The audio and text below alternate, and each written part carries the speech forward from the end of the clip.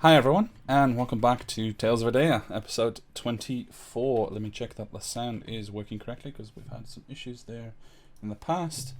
Could you guys say something as well, really quick? Anything at all? Something No. as well. Perfect. Okay, great. Well, then without further ado, I suggest that we get right back into it. I will be right back. My food just got here. Do you want me to The wait? worst. Oh, she's gone. They are just the worst. And I need to switch Barnack and Chansey. There we go. Cool. Everything is set up.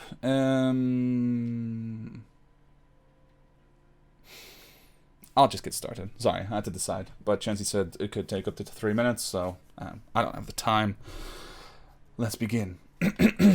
Neither do our characters, it seems. At the inn without a name. Day unknown. Month unknown. Year unknown.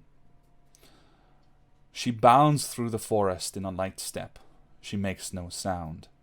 She is the wolf, the hunter, even though she does not know what she is hunting. But she knows that it feels right to hunt. Up and up she goes, faster and faster. She's been running for days, and still she's not tired. This is the happiest time of her life. She does not wonder at all when her instincts direct her to jump into the open blackness on the side of the tower at the top of the hill.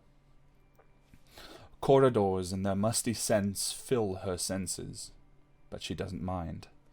She knows where she's going. Through the mist. And always he is there, on the edge of her vision and hearing. The dark shape that is urging her on and on. She must do this. She has no sense of right or wrong, and yet this feels right. She leaps again and lands in powder-white snow, which still falls onto her fur as well. Once this would have dismayed her, but she barely feels the cold, and she begins to prowl. They are coming, the voice seems to say in her mind. So she readies herself. She can smell the others nearby, though the rotting stench would have once made her stomach turn, and yet now it barely registers. She simply knows that they are there. And there is one other that she does not know. Not far from where the wolf prepares itself, the Ashenhearts are gathered in the heart of a large tavern. Last time they conversed with the inhabitants of said tavern, all but one, seemingly elves, despite that race having gone missing almost 50 years ago. Some things changed since last time, though. Where the tavern's inhabitants were welcoming and friendly before, they are now gathered around the Ashenhearts with suspicious, red glowing eyes. Each of them has a translucent and barely visible tether running from their back into the floorboards below, nearby, and though different people speak, it is as if each of them is of one mind together.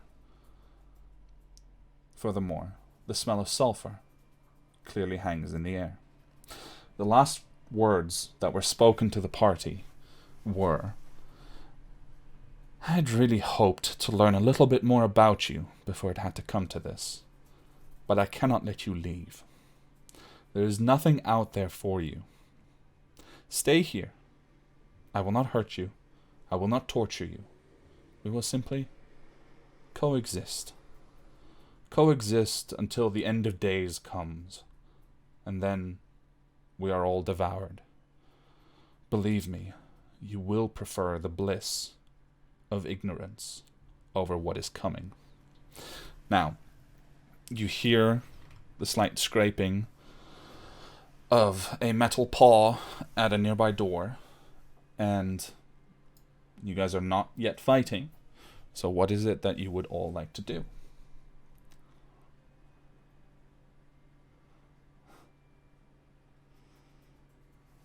Am I getting messages on Discord already?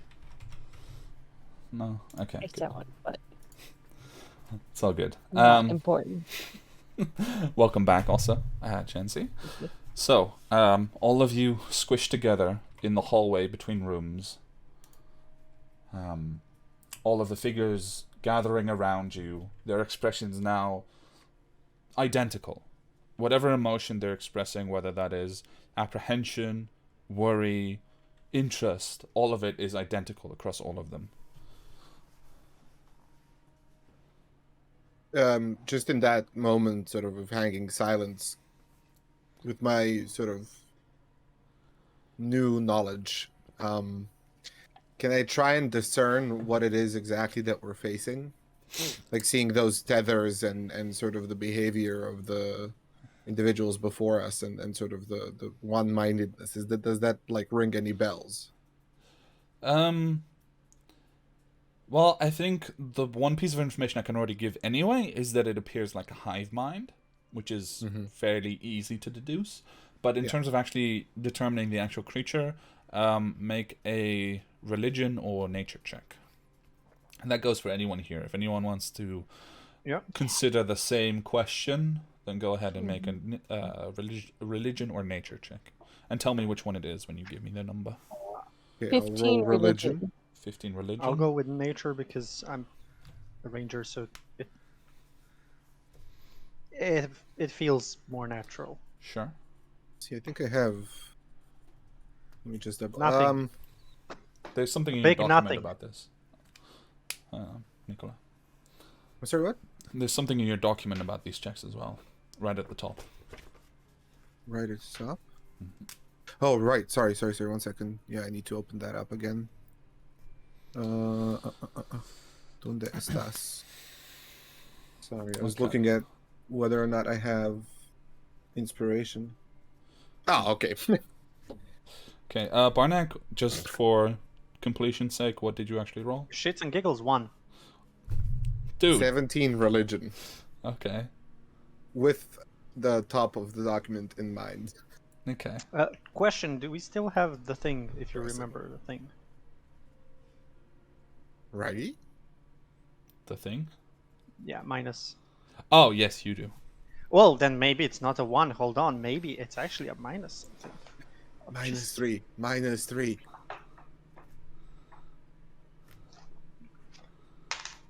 No, -2 in total. Okay, nice. And did Tanya also consider, or?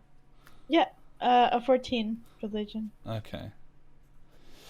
Okay, so I will say Barnack failed. It's the only one who tried nature and failed at it. That is unfortunate. But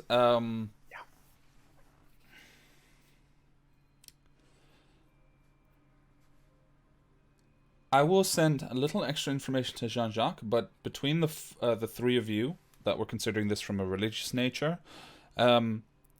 you are very certain that this is, despite the sulfuric smell being reminiscent of a demon, this is not a demon, and it is not even a creature of at least your world.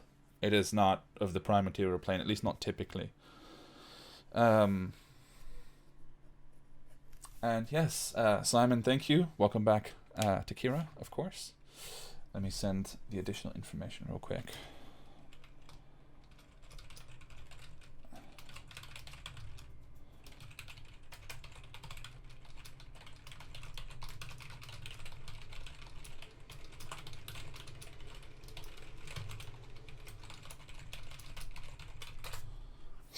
Okay, so still squared off. Obviously, all of these thoughts have just taken place in a fraction of a second. You look around, and each of you searches your mind to try to determine what's going on. Now, Barnack, you mentioned last time that you would like to release I would Napoleon. like, slowly get to the door, but also making sure that while I'm moving, they're not like attacking or anything. So the moment they look at me or something, like actually try to stop me, I'll stop. Okay.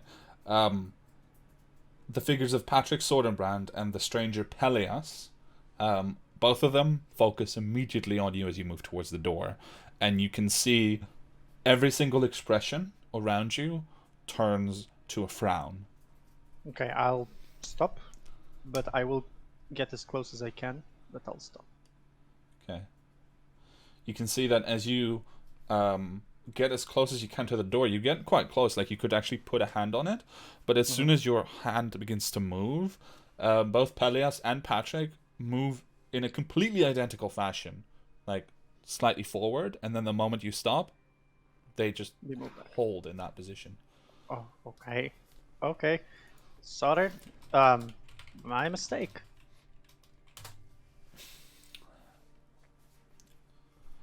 Will you surrender to us? One of the figures around you asks. They just sort of like in the very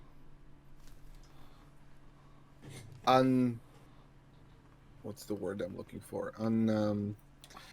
Inappropriate stance, but just in the sense of like he seems very like at ease with what's going on around him. So he just leans forward and kind of like looks over one of the closest individuals. He said, and he just says, "Ah, interesting. That's what you are.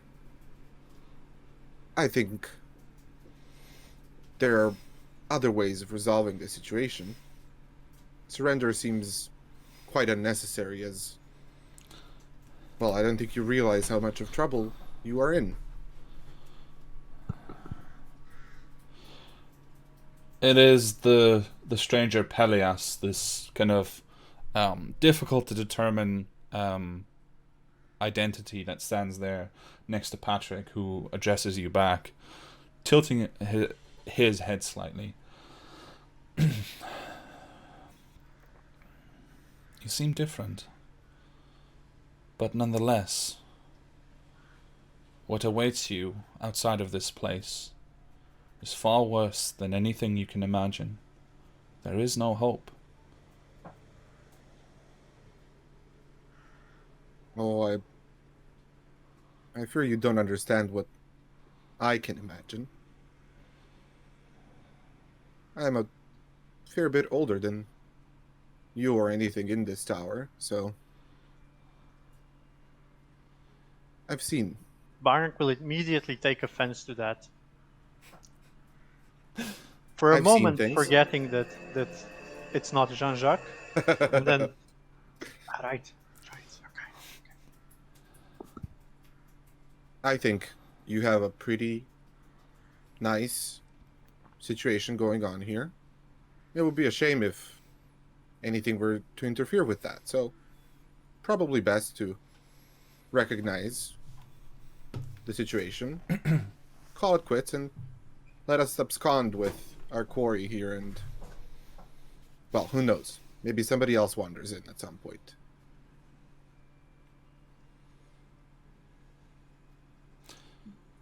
Why do you wish to go? You only go to your torture and doom.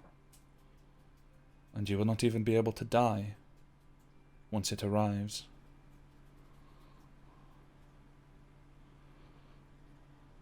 Well, I'm sure the others have their own reasons. Some noble, some foolish. I simply wish to learn, and there is, oh, so much yet to learn. So many new things, exciting things happening. And as he says that, there's just like a brief brush across the collarbone of his tunic, or rather his robe, touching something inside. It would be a waste of my time to simply enjoy. I'd rather go about and see what I can learn. From the other side of the corridor, the figure that was the child, Uruvayen, looks around and speaks to the whole group and says, "Does he speak for all of you? Are you all ready to die in pain and then come back forever in the touch in the hands of a mad god?" I mean, look, looking at the options, staying here forever with you, dying in the hands of a cruel god, not a tough choice. I'd rather have my freedom until I die. You will not be in pain here. You will not be unhappy. That's where you're wrong. I will take it all away.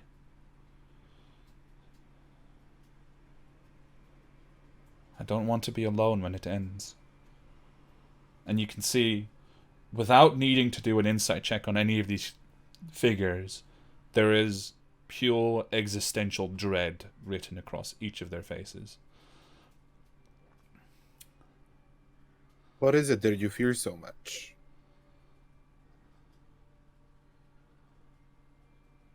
Have you, You not seem seen to be it? quite formidable.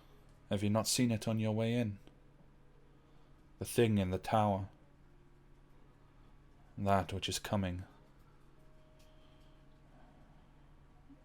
Nope. No, we can take care of that. How?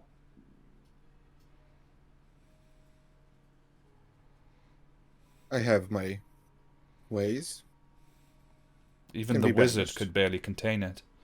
Who are you that would be mightier than he? Do you A much greater wizard. do you remember what our name is? From all of us. We gave you the name of our group. They pause for a moment, and the figure in front of you, probably Patrick actually, says, Ashen Hearts, and then each of the other figures whispers it in turn. Very good. And when is ash made? When there is what? They all adopt a look of confusion. Fire. We have fire in our hearts. And no amount of whatever god you said can change that. As Myra said, we want to be free whatever that thing happens. And hey, you are also not attacking us immediately, meaning you also know that we might be able to do something. I Why do not not let attack us- you because I take pity on you. You do not seem to understand the laughter of nightmares. But you are the one that said it. It's alone. Do you wish to see what awaits you? I think we will anyway. But I would rather see it on my terms.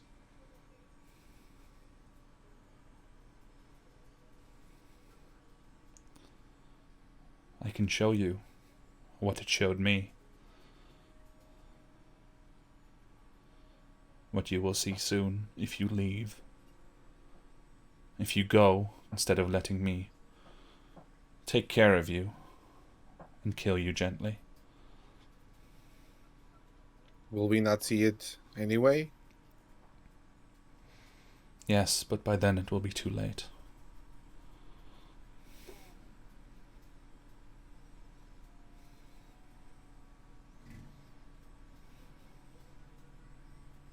Well, I'm fine with seeing things, but I'll immediately tell you, I'm not planning on staying here. Whatever Yeah. that thing is, the four of us can at least try to fight it. Seeing whatever you wish to show us won't change our decision. But The hey, figures you can certainly try. take small steps forward, not taking extra care not to close in too far. And as they do, you watch as whatever the material is that they are made up of, like a sort of gooey smoke, two types that should not go together but do, begins to grow from them, and an illusion forms around you. And for a moment, you see only darkness, until your mind begins to see something that it has trouble comprehending, because it does not abide by any laws of nature as we know them. you see stretched out into this endless darkness a writhing mass of flesh and eyes and mouths that twist upon themselves again and again and again.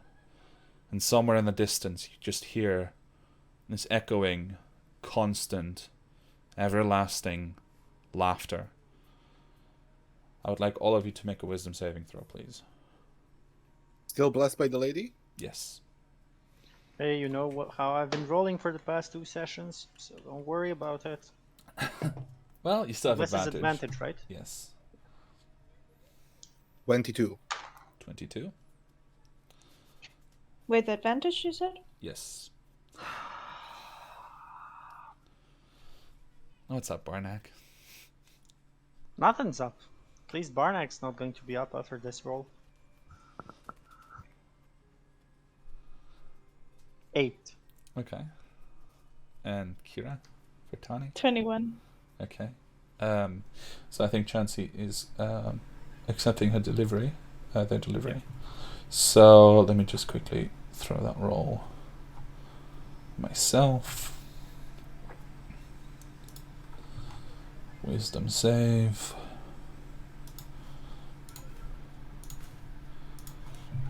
Okay. So, all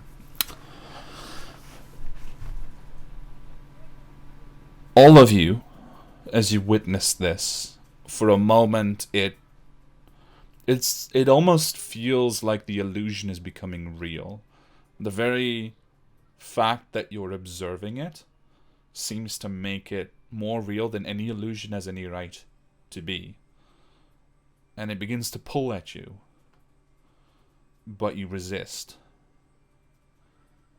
All of you, except for Barnack. Barnack, you are overwhelmed with a terror that is not your own at this sight. Whatever else happens, not being swallowed by that is currently your number one priority. And then the vision ends, and you are back in the hallway with all of the figures standing around you, their expressions compassionate and individual again as they look at you.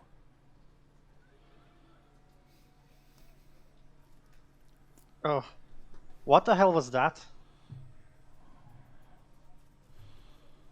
That is what awaits. That is what's coming.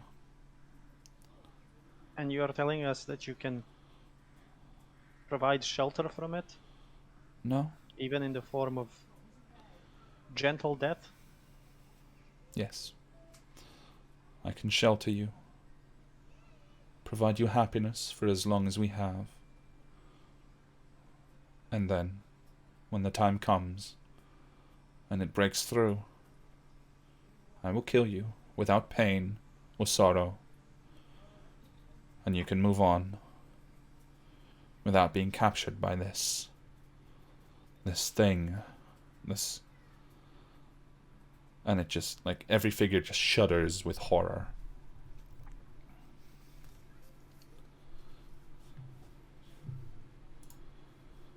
There won't be a place in the world to get away from this thing. Well, it will not be necessary. As I said, I can stop it.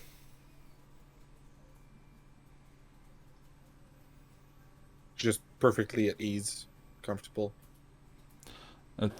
It's Patrick Soderbrand's figure who speaks up and steps forward and adopts a little more of his specific voice again. And he says, How? How would you stop it? As far as I know, only the wizard who built this tower has the knowledge, and he is lost. Well, as I said, I am a much greater wizard than he ever was, and I have knowledge that he did not. I was feared by the greatest minds of the most glorious time in the history of our plane.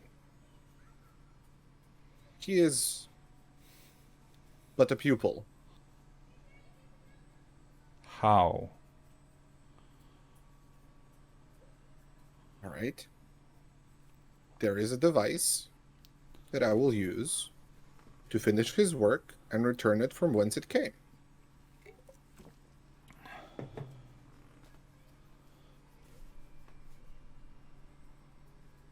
How do you know how to operate this?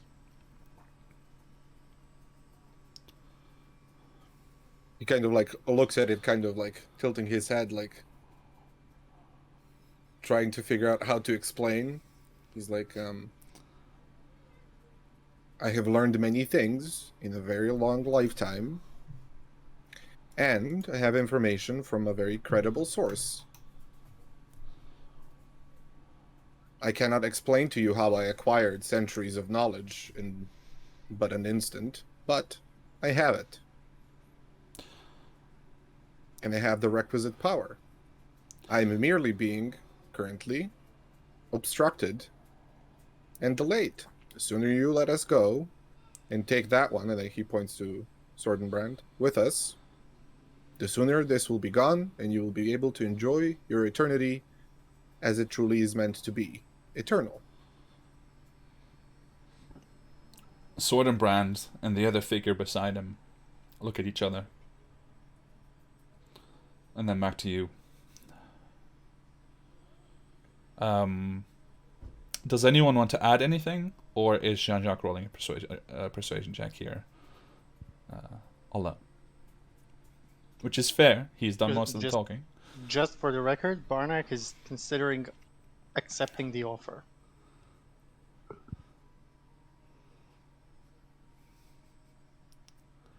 So, if the rest are silent and contemplating, then Jean-Jacques, please roll a persuasion roll. Okay. I was hoping for a different roll, but I think that one will is really actually true. So, let me just double check. I think I have inspiration from Simon a while back that I didn't use. I just need to check and see if that is actually correct. Just before I roll.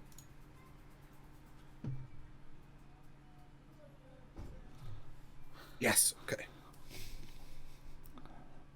24. Okay. All of the figures begin to look around for a second at the others, as if there is still some measure of independence in each of them, to the point that they check with themselves. But it is Patrick who looks at you very sternly and says, I am able to let you go, but I require this one for sustenance.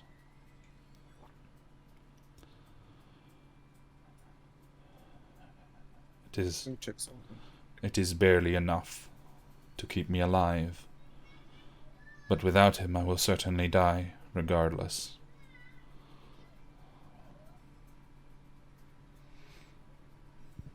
I require memories. What you have provided has been a paltry offering.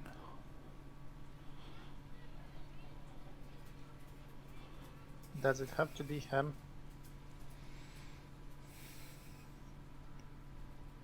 What are you proposing? If another person were to take his place. This I could accept.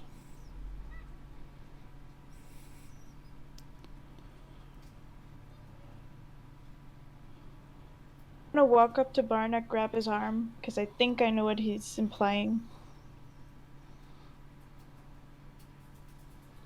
Both of the figures step back one step as you approach, leaving you more room.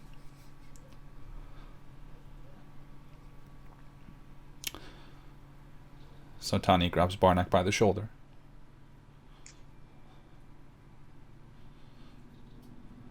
I know, Tani. I know. I know you know me. There is no other way.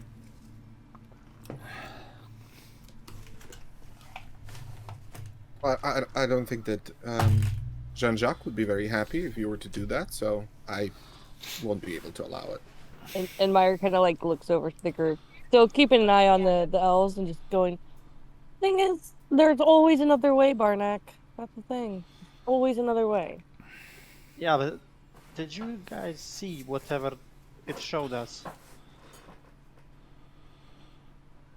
Jean-Jacques. Jean-Jacques. I know that you might be able to deal with this now, but I don't think I'd take that chance. I don't know how you guys can just stand there seeing that, like after seeing that, that was not something my bow can shoot at.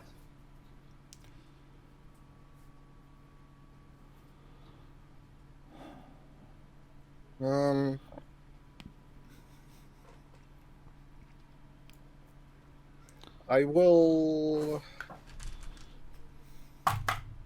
approach Barnack, and to the creatures, I'll just say, one moment, please.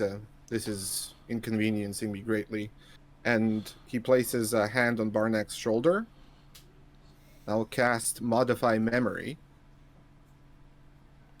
And I will alter the image, or I will alter the moment when we saw that creature. And I'll just supplant his memories with mine, where it was just pure curiosity, calmness, and a resolution to learn more about this thing, and invariably stop it from advancing. So, Barnack, from your perspective, the other person in Jean-Jacques' body is approaching and places a hand on your shoulder and casts a spell. Do you instinctively resist or not? Because of what he said just a moment ago, as in JJ wouldn't want it, so I won't allow it, I still trust him to some extent, so I won't resist it instinctively. Okay. Then in that case, I will say you succeed. So Barnack... No, I don't know if it works. Make another wisdom saving throw, Barnack. Okay. With advantage?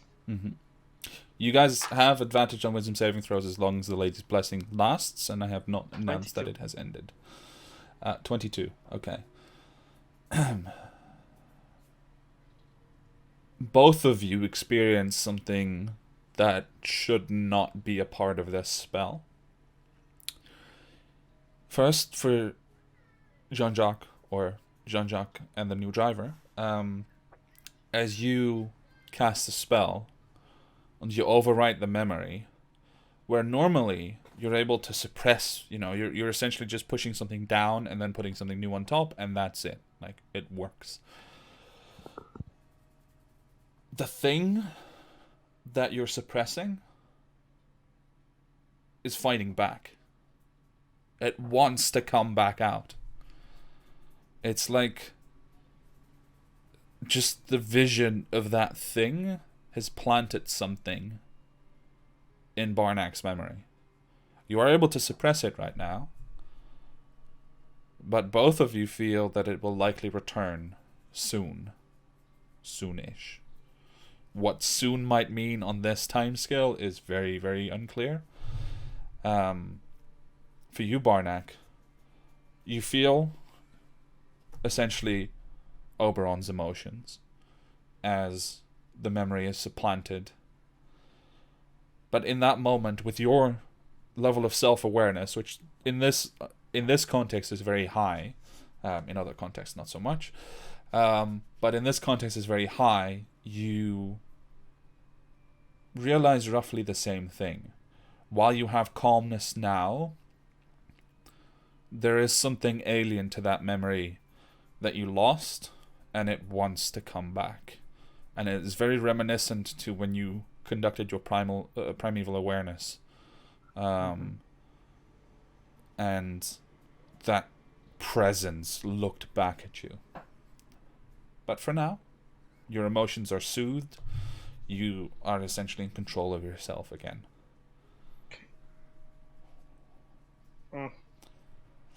Okay. Good.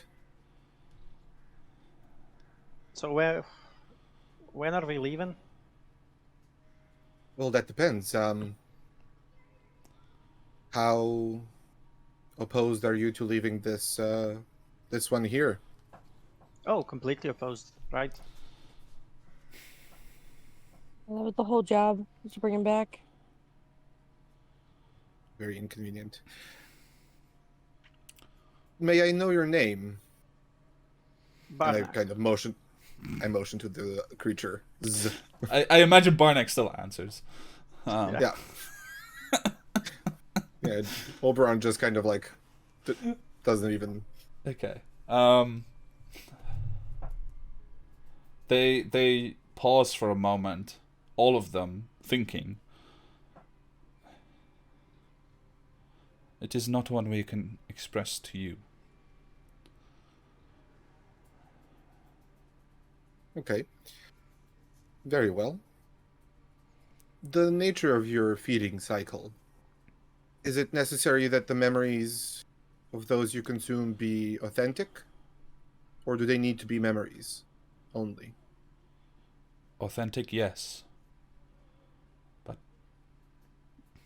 perhaps not fresh. Okay. And if they believe in them wholeheartedly, is that authentic enough?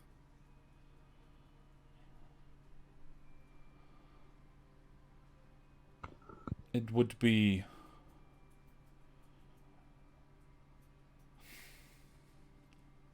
It would be insufficient. There is no analogy I can make, but it would be insufficient. But you have brought us to think. You are confident you can contain this thing. Absolutely. If you were successful, we would only require sustenance for a short time. We could extract it from you without impeding your ability to go about your task and release this one to your custody. Although we will not be able to restore his memories, as we will require them.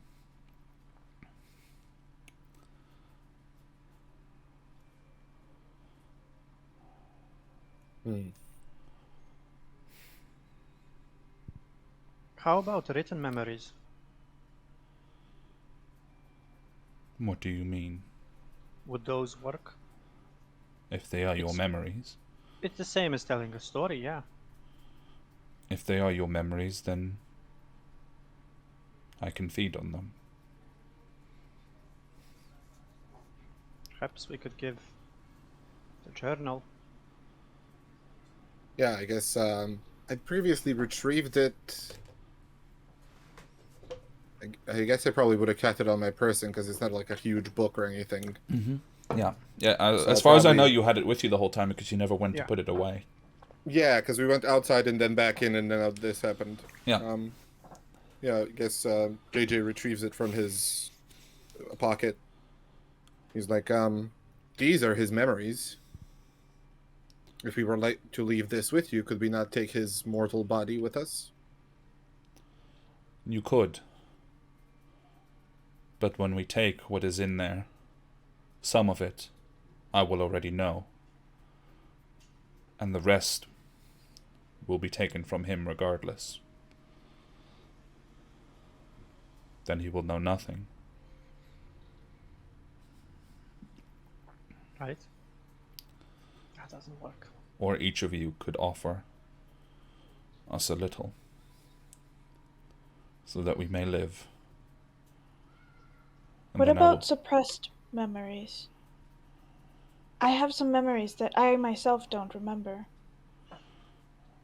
I If could you- part with them. If you do not remember them, then how can you offer them? Maybe, maybe they're somewhere in my brain. I don't know. Sorry, again. No, Maybe they're somewhere stored in my brain. Can't you find them? I do not believe so. Not at this time. Not while we are weakened in this state. It has been many years. Wait.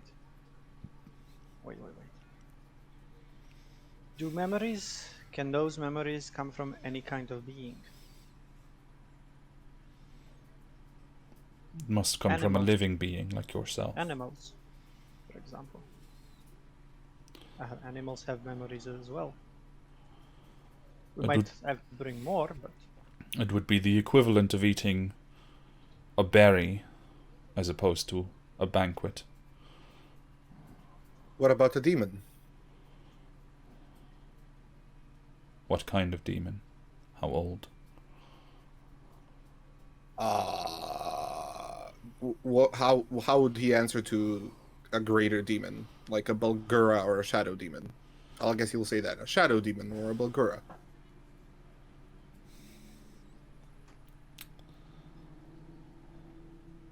And other times I would welcome such a meal. But as I said, I'm too weakened to contend with such creatures now. I don't believe that they would contend as in like be content with, right? No, rather, Or, like, overpowering battle it. like Yeah. Right.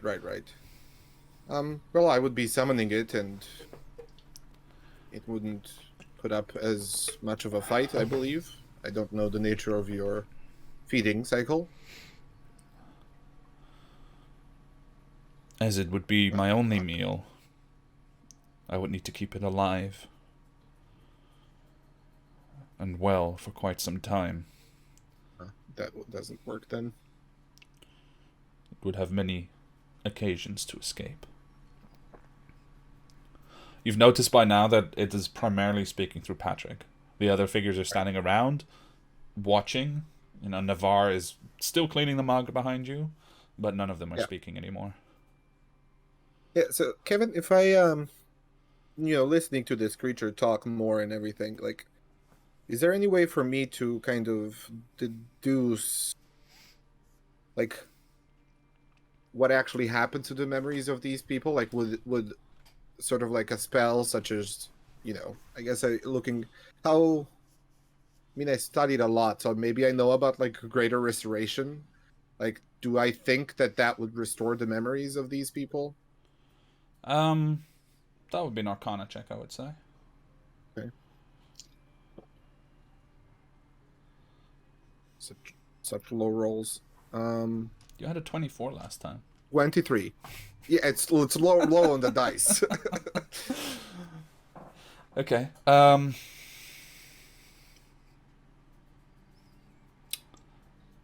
It's possible, but it depends on.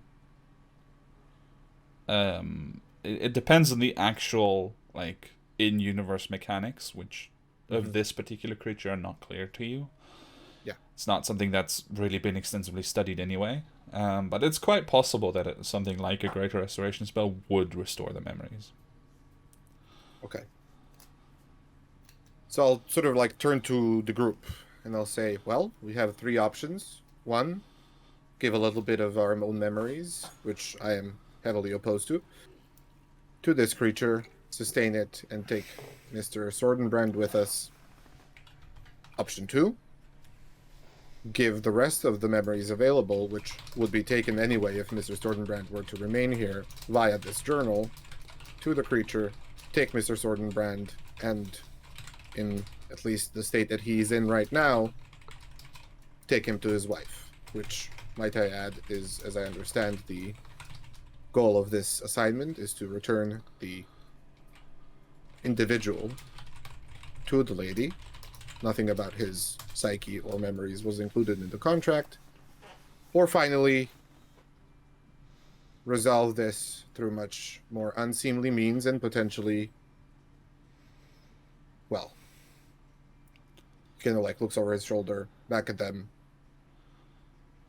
come to a quite unhappy resolution. What say you? Well, I want to keep my memories. And even though it technically was just to bring him back, we kind of need Sword and Brand with his memories to get out of this tower a little bit better.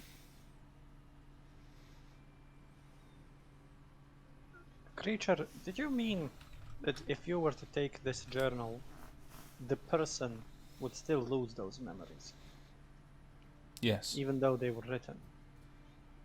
The memory is the memory. The manner in which you present it to me makes no difference. It is stored here See, and here. Still And he remember. puts a hand over Sorry. their heart. Would he Tyler? still remember his wife? he already doesn't. Well, Elena, like the romantic interest. Would he still remember? I think that would be enough. Maybe. I have already absorbed a number of years from him. I required a substantial amount to become functional again. But Could you keep him here without taking any more memories until we've dealt with the threat? You don't lose this. You don't lose anything in this deal. I do. You still keep him there. I lose my nutrition. If you mean us, I believe we've already said we wouldn't really stay. So If you ask me not to absorb his memories, then there is no Just point in until- keeping him. just until the demon is, whatever this thing is dealt with. They'll just look slightly perturbed and confused. I require nourishment, just as you do, frequently. I will not lose myself again, not with that waiting outside. I will be in control of myself when the end comes. If you can offer me no means to maintain control of myself, then we are at an impasse. And perhaps mutually assured destruction is the best we can hope for. What about memories that are real but also aren't? They are true. They just haven't happened yet. These two things are opposed. What do you mean? I mean memories that we have of things that haven't happened yet. Then how have you come by these memories? Magic, I believe. I don't know. I'm just the spokesman. I don't know mumbo jumbo.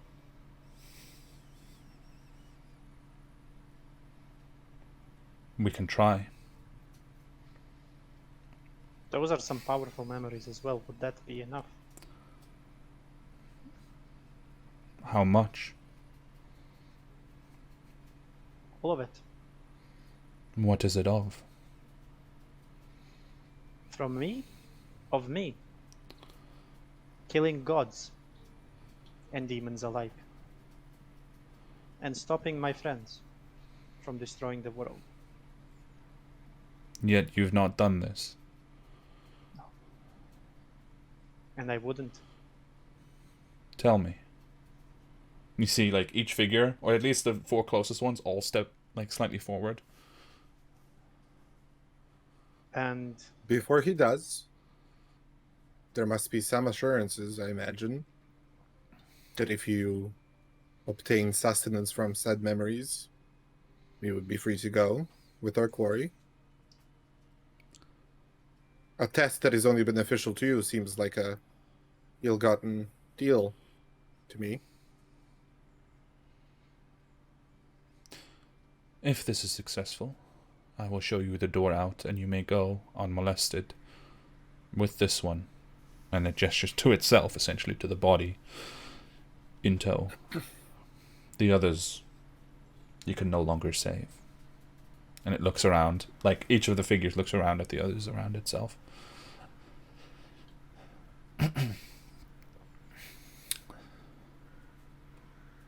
Tell me.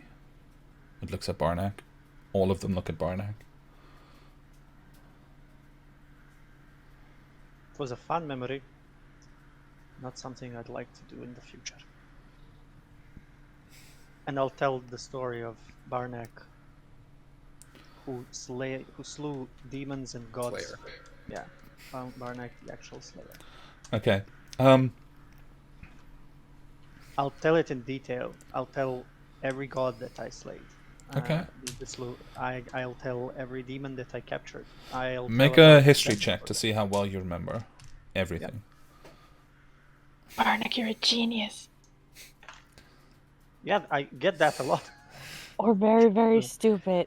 Hears it all the time. You said history, right? Yes. Let me just check inspiration. I have 1. I won't be able to roll more than this. No, so 18. Okay. So, Wait, history you said, sorry, 21. I rolled an 18. I thought I didn't have nice. anything. So 21. Okay, very nice. So interestingly enough, for Tani, for Jean-Jacques, this story is relatively familiar, although the detail with which it's told is unfamiliar. And perhaps your own recollections are not that good. But for Myra and Oberon, who were both not present for these events or anything that happened relating to this is new. Barnack tells an incredibly detailed future history of himself and of essentially a potential future for himself, in which he becomes, how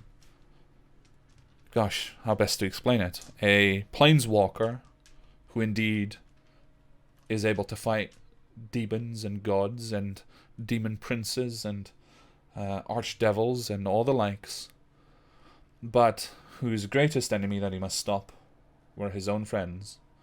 And he even names Jean-Jacques by a title that you've never heard before, which I currently don't remember, but Storm King. Storm King. Storm Thank King. you very much. And Tani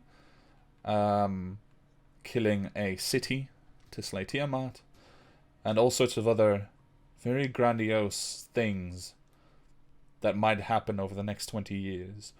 And you watch as each figure around you drinks in the incredible tale that is told.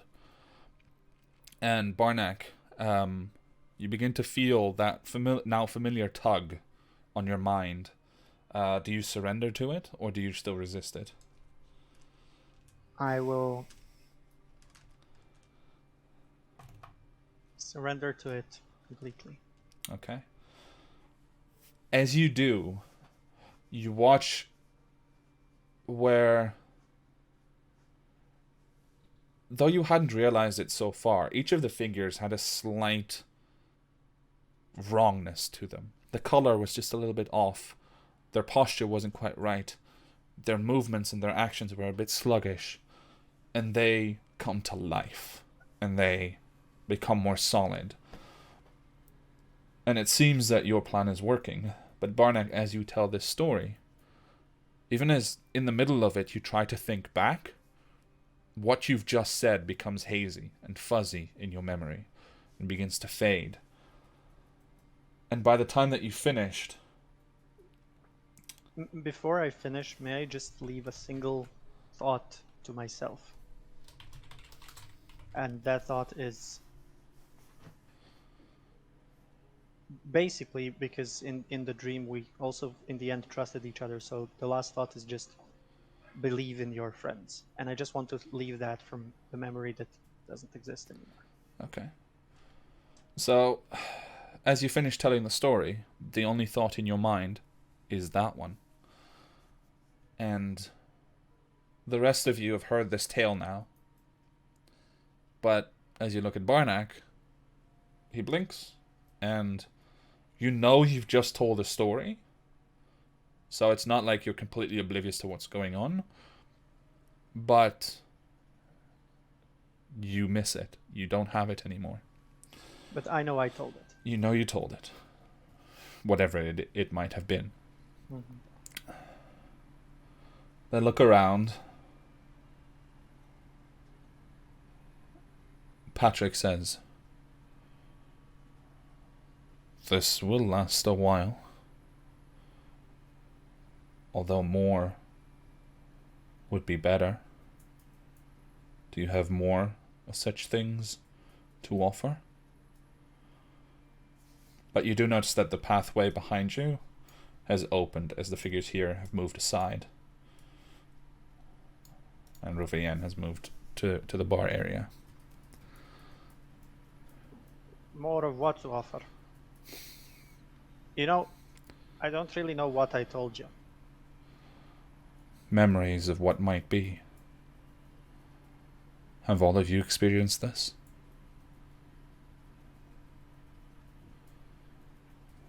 Yes. Well, not all of us.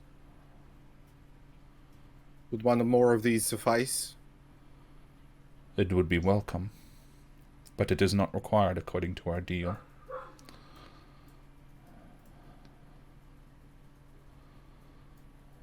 Will you do us this kindness?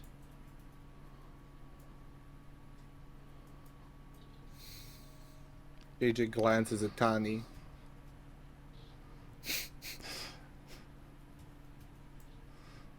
Any response, Tani? She's keeping a poker face. She's sort of looking down, thinking. Okay. Not sure if she wants to forget those things. So if I were to want to tell the story of the Storm King, Kevin, can Oberon just tell it, or how does the mechanics of the thing work then?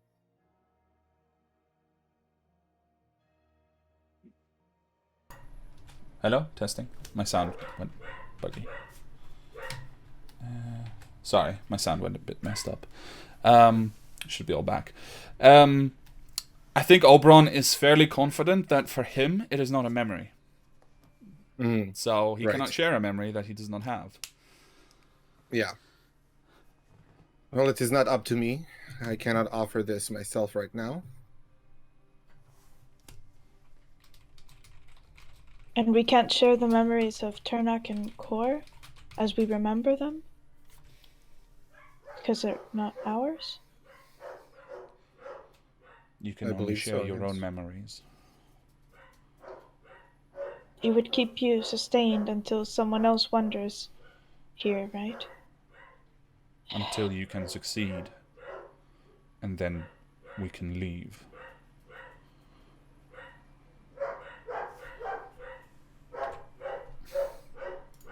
Okay then. And I'll tell my story, but I'll keep just I could forget that I sacrificed the whole entire city. I just want to keep the little detail that the cult doesn't exist anymore, thanks to what I did. That's it. I don't need to remember all the other details. Sorry, what's the specific detail that you're trying to remember? That the cult doesn't exist anymore, thanks to what I did. But she can forget what she did. Right. Okay, so make sure, both of you actually, to make a clear notation of what you do recall. Mm-hmm.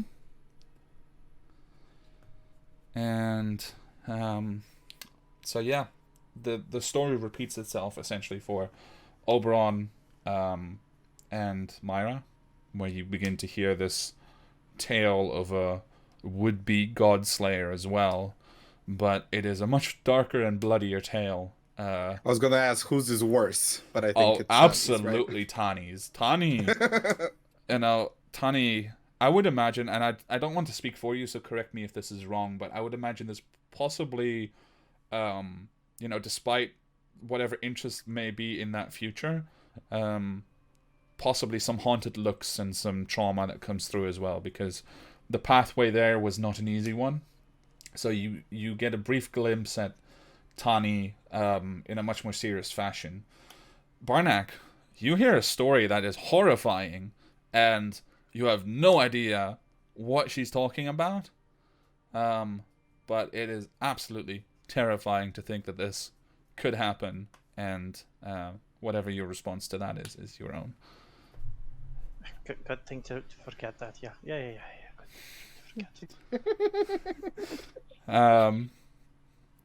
So, to be clear, Tani, you now know Barnack's story. Barnack, you now know Tani's story, but you've forgotten your own.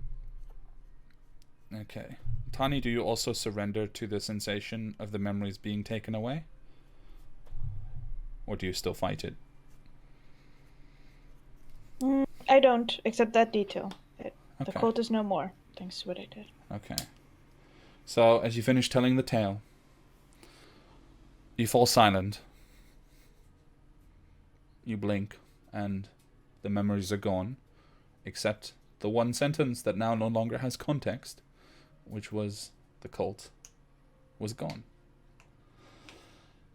The figures again seem to solidify slightly, seeming healthier now, maybe even a bit younger. And they smile, each of them, in their own way. Not in a, uniform, creepy sort of way, just they all seem very pleased. And Patrick's figure just extends a hand to go down the hallway, and he says, "Thank you."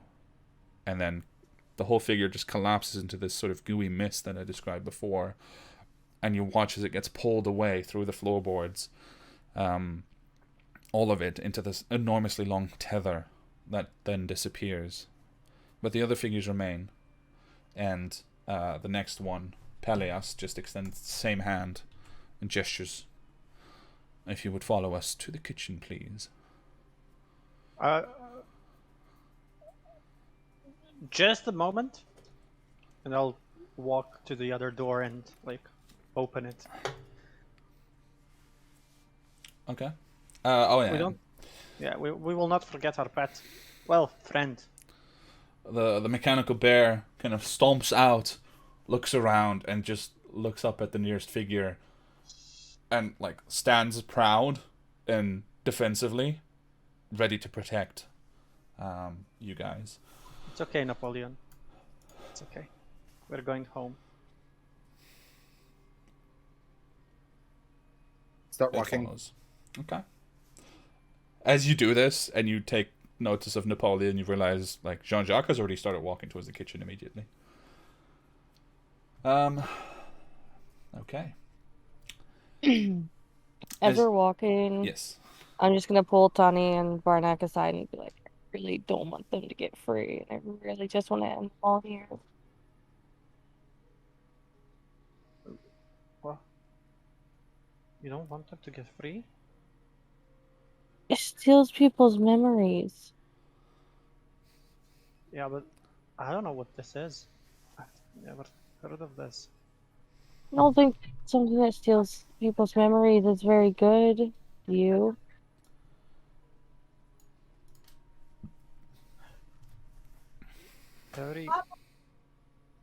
In my mind, every being deserves a chance, and every being deserves a chance to be good. This one, at least from what I've heard, and I turn to Tani and look at her, did a good thing now. And probably for me too. Whatever I chose to forget is probably not something I want to remember.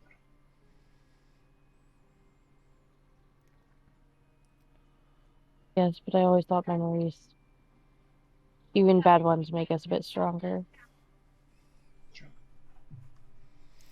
Well, it's not that much of a walk, so as you get to this point in the conversation, there's a trapdoor that's been opened in the kitchen, and you are led by Ruvayen down the ladder into the cellar. And although we are not fighting, I will just quickly show you what we're looking at. You've also noticed that a certain flying cat has appeared, woken up, a bit confused about everything that's happening, and then very confused when it sees what's in the cellar. But as you're helping down the mechanical bear, you see this large red ooze that just rests and like slightly pulses in the center of the chamber. Underneath its slightly translucent form, you can see a teleportation circle, or at least similar to a teleportation circle. And it rests there, and from its body, these tethers go through the floor and upwards, and also one goes to Ruvayen at the top of the ladder, who does not come down, because obviously it doesn't need to. In the corner, or rather not in the corner, but behind it, you see the unconscious form of the real Patrick Sodenbrand lying and breathing, but with these tethers kind of wrapped around him. And as you approach, the tethers slowly retreat. Perhaps to the unknowing eye, it appears like the creature is reluctant to let him go, which makes sense, but it does let him go. And though unconscious, he does not seem to be dying or in any particularly terrible state. The only thing you notice is that he is a couple of years older than the image that you've been interacting with so far. Then the figure of the ooze slithers backwards and reveals the circle underneath completely. And it just kind of rests there, saying nothing. Simply, you think, watching, as you can go about your business. So. As JJ walks forward, looking over at Sodenbrand, he'll just extend a hand and I'll cast telekinesis and just bring him over to us. Okay. And approach the circle.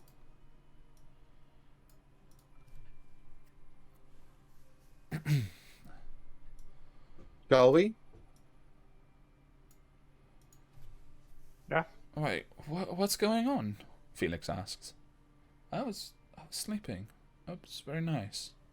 Did you find the way? What did you find the way out? And what is that thing? I think that's very, very lucky to be still living. Interesting. Okay. Cool. So if is everybody around the circle? Yeah. Tani, Barnack? Yeah, I just didn't move my token, but yeah. Okay. Looking at it, do you know how to operate this thing? You gather it's the same impression, the same idea as entering the orb, which would be step in and think of your way out. Okay. You're I not will sure how relay it's as going to much. work with Sodenbrand, since he's unconscious. Right. So, using my telekinesis, I was sort of like telekinesing him in a kind of like bridal carry type of Okay. thing, So I'll just approach him, look over his like physique, and I'll try and wake him up if I can, just while like shaking him awake and Okay. Make a medicine check. Okay. That would be a 7. You slap him a couple times in the face. You feel his pulse. He's alive, but he doesn't wake up. Yeah. I look towards Myra. Yeah, I see Sean body slapping Sodenbrand. I'll just kind of, if you're gonna slap him, you have to put some magic behind it. And I'll like tap him slightly on the face and cast Cure Wounds at first level. Okay. Gonna roll it. Yeah. It's a D8, right? D8. Ooh. 7 plus 5 is what? 12. 12. Nice. All right. So there's a kind of very brief gasp, and then he calms down almost immediately. Looks around. What's going on? It looks at all of you. And he like drops his head and he looks at the ooze nearby. Where am I?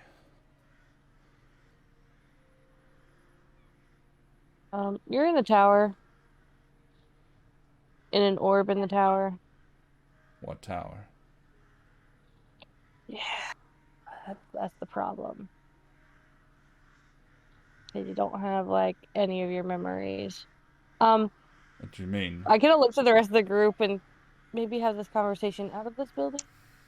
Yeah, Un- let's. unless, unless, and then I look at Tani and Barnak, who I had that conversation with.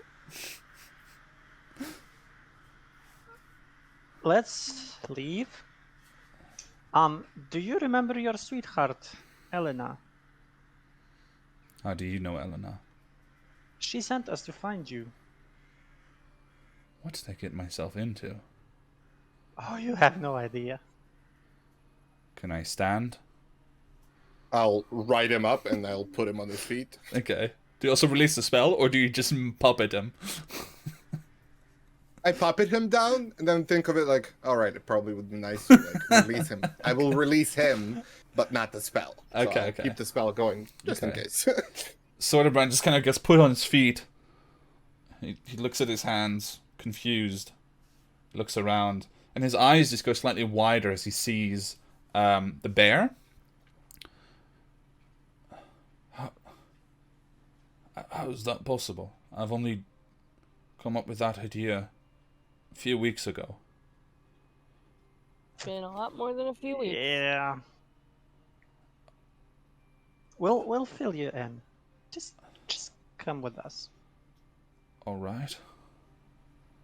Before we do anything, Napoleon, was it? Step on the circle and think of being out of it. Out of the orb. Napoleon. And he just kind of reaches out, but the bear looks at Soderbrand for a moment, and then just steps forward and disappears, disintegrating the way that you guys did previously when you entered the orb. That's a very bad word to say, disintegrating. So, Yeah, in D&D, that's what it looks like. Yeah, that's very. That's. That's what it looks like. It's not my problem. Despawned. But yeah. And you should do the same, Mr. Sordenbrand. What was it again? Think of Being outside of the orb. the orb. Think of being in a laboratory that is approximately, and I'll describe the laboratory in like a stupidly detailed way that is completely probably unnecessary, but that's Okay. how Oberon would do it, right? So he just Yeah. gives him a layout of the room as best as he observed it at the Okay. time. He just looks at you confused, still trying to make sense of it all, and then steps forward and also disappears into a cloud. You wussies. He despawned. Okay, so Soderbrand and Napoleon have returned to the laboratory. You Felix, guys follow? You're with me. I'll Out go of the last. orb. Okay. Why do we all want to go last? We all need to go now. I don't know. It's very confusing. Okay. In any case, all of you, including Felix, do manage to make it through. And Glare at the creature. They leave. okay. Did it take longer for JJ to appear? No. I was just going last because Actually, oh, I would like you to roll a d8. okay. 1. Okay. This is gonna be interesting. Oh no. I think I know what this means, maybe.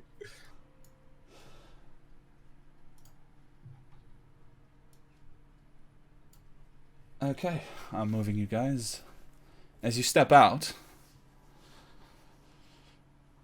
JJ steps out, and then JJ steps out again. Oh no. Wait, what? I can't deal with this. One of them was too much. Two of them is I go over between the two of them. I try to sniff to see if one smells like sulfur, like those creatures. There's no smell of sulfur except what remains on your clothes. But I like the pull second both of them to see one, if for real. the second one that emerges just kind of looks at the figure in front of him, and then looks at his hands, and then says in a very un-JJ voice, "Interesting. Oh, this was unexpected. And then suddenly there's a flash of light, and both of them slam into each other, and then there's only one JJ. JJ, you really need to work on your issues. Roll a D4, let's say. 1 to 2, Okay. you're JJ. 3 to 4, you're not JJ. Okay, I'll roll that with roll 20 just because I think it's Sure. 1. Okay, so you are JJ. I'm JJ. Yeah. Okay. Okay. Whew. Do you Boy, have a was that a secret ride. twin that you haven't told us about? Well, I got 12 brothers and sisters. None of them were my twins. Yeah, the thing that just happened. That's what I mean. What just happened? Can someone explain to me what's going on? I'll go over and start explaining everything from my point of view, which is the day I started this mission. Fair enough. Which you're not sure how long ago that was. Do you start at like Yeah. arriving on the island, I'm guessing? I actually start like arriving, meeting them, because Oh, I'm just boy. so fed up with it. Okay. I leave out the like days we spent at the inn during the snowstorm, but like, hey, we picked up this mission, and then we made it to the island. I'll help her. Like I'll go to Myra, see what she's doing, and then just fill in the details from our side before we met her. You know, I'll kind of point to JJ. Here's a journal of yours. You looked like the spirit we saw. You snuck in. Journal of mine? What? I've never kept a journal. You mean my sketchbook? No, I guess if that's what you want to call it. Yeah. Just kind of looks, no, and he no, begins to it's look a through journal. his belongings, and he looks very confused as he finds multiple items that he doesn't seem to recognize. There might be a ring there as well. A ring? Why? I don't know. By the way, I don't know if Postitia has wedding rings or not. It doesn't actually. No, it's not. Oh, there might not be a ring there then.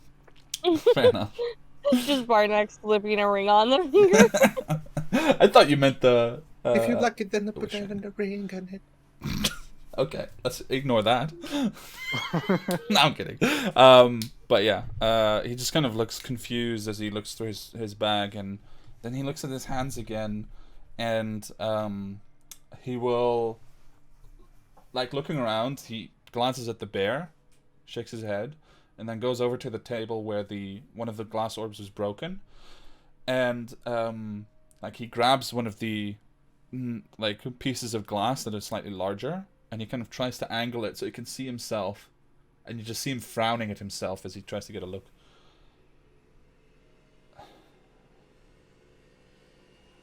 All right, I'm sorry, but your story of coming here does not explain why I'm here or Oh, what's right. going on. Well, the journal might help with that a little bit. How? This is very confusing, I realize, but you were ensorcelled by somebody in Postitia who wanted you out. And they planted this idea of coming to the cursed island for an adventure of some sort. You Who? traveled with Who wanted me out? it's can you help me, Kevin? Because I feel like JJ will remember. I just need to sift through my notes. It's the The friend of the brother. Of What? JJ's cousin. The friend of JJ's cousin. The one that Uh, kept with him. No, that was Storm. That was about Storm. Rondavia's Brackenbridge, right? Brackenbridge is one of the No. names, but I think you're thinking of Sonorius Billmont. Sonorius, yes. Sonorius Belmont. Thank you. Yep. He just kind of frowns. I've never heard of that name before. Why would he want to be rid of me? Well, you see, the real difficulty is that your memories have been consumed by this ooze thing. So you won't be remembering much of what we tell you. That's why I think that reading this journal might help. I think you'll recognize the handwriting as yours, at least. He goes over and he accepts the journal, but as he does so, he looks in the eye and he asks, "How much did I lose?" 15 years. JJ, There's no You way. see his easy face way just to go say it. pale, like Yeah, the blood 15 drains. years. I'm sorry. perhaps more. There was just like a face of compassion as Bartley just slapped him with the truth. 15 years? And he begins to like flip through the notebook, but he's barely seeing it, like he's just checking little things, and none of it seems familiar to him at all. It's a lot, I know, but your wife, well, Yeah. Elena is your wife. She's a very powerful arcanist and has many friends in the city. I'm sure that they can come up with a way to restore your memory. I don't understand.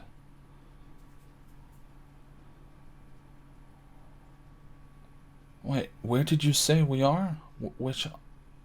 Where is this place exactly? Related to Postizia? Northwest, right? Northwest? Yeah. No, it's almost directly west. Oh, just directly west. Yeah, Okay. pretty much. I mean, yeah, there might be a slight north. I was part to thinking it, of the different tower, the submerged one. Right. He just frowns. Tell me. We're in the legendary Solarian Isle, if that rings a bell. People don't come back from here. Mm-hmm. Well, we're gonna come back. Right. And you are too. Mm-hmm. I bet that's what people always said right before they didn't come back. Probably true. Oh, God.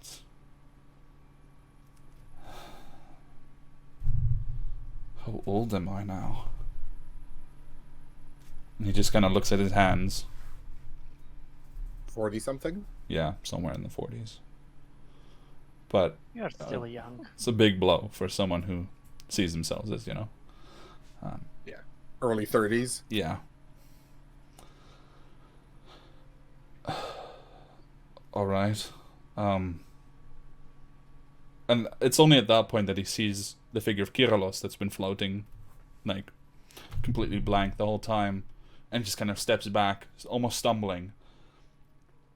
What is that?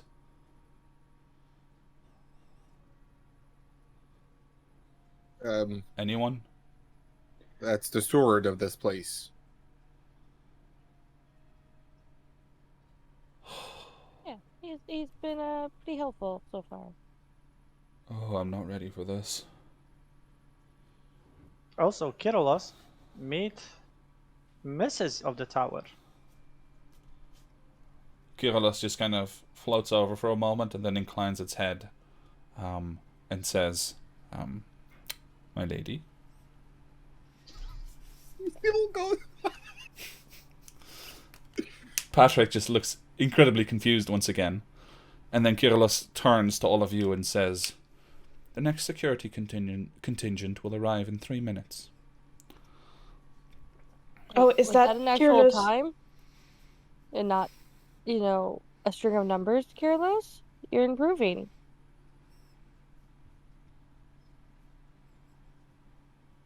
I think we should go, and then we'll comment on Kyrillos' Can you look at Discord, Kevin?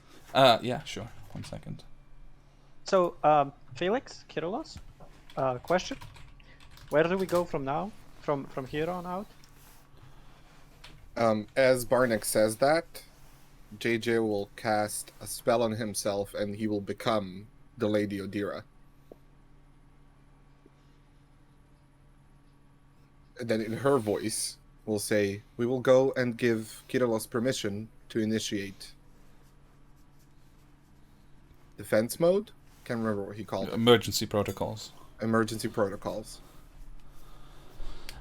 And we do that from lab 2? From the Nexus. From Kyrillos the said. Nexus. You must Yeah. be quick. Back to the Please. Nexus, quickly. And it gestures for the teleportation pad. And if you wish, each of you can start teleporting back to the Nexus of the tower. I make sure Patrick, sort of Brad, and Napoleon go yeah, in. Okay. I was about to guide them. Yeah. You've noticed immediately that Napoleon has now, despite the lack of recognition, has completely taken up his guard duties of Patrick again. So yeah, it does take ushering Patrick through to get him there. But one by one, each of you feel that pulling sensation as you are teleported to the central Nexus again.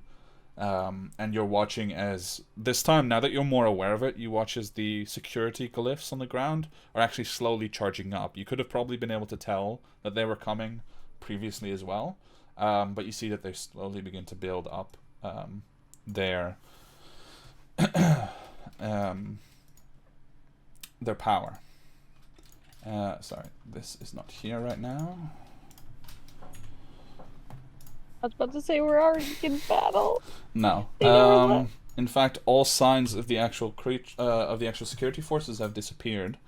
But as you move forward, Kyrillos just raises a hand, and from the central portion of the chamber where previously there was a table, you gather that this table would have moved up with this section, and a central console that is essentially 4 main beams of stone which have crystal plates set into them.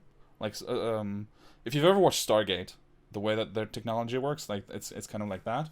And then on the central console you have the same screens that you see behind the teleportation pads, with all kinds of different symbols and numbers that don't make any sense, but they have essentially graphic interfaces, and Kyrillos moves to the nearest one and begins to flip through some menus, and then looks over their shoulder and gestures forward to it, and says, "If you wish to activate emergency protocols, please place your hand here."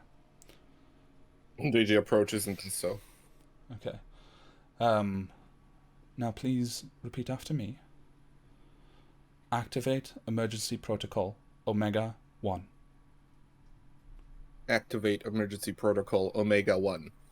Immediately you watch as all the symbols on the screen disappear and are replaced by a red lettering, and it begins just reeling off a ton of information. You have no idea what it means, any of it. You catch some glimpses of words and things that you might be able to understand in a different context, but as it stands, that's pretty much it. And Kyrillos kind of floats back for a moment, tilts his head slightly and says, "You have freed me from... I can act. I will cancel the security contingent immediately. You are free to move throughout the tower. Please be careful, though. There are many places that are currently not sustainable for life. How may I serve you while we defend the tower?" Do you know where this is? And then I'll explain as much as I can about the device that I need to find. Yes, but I fear that direct access is currently disabled. You will have to return to the place where you first were transported to by fault, and make your way there through the creatures that have occupied the tower's halls.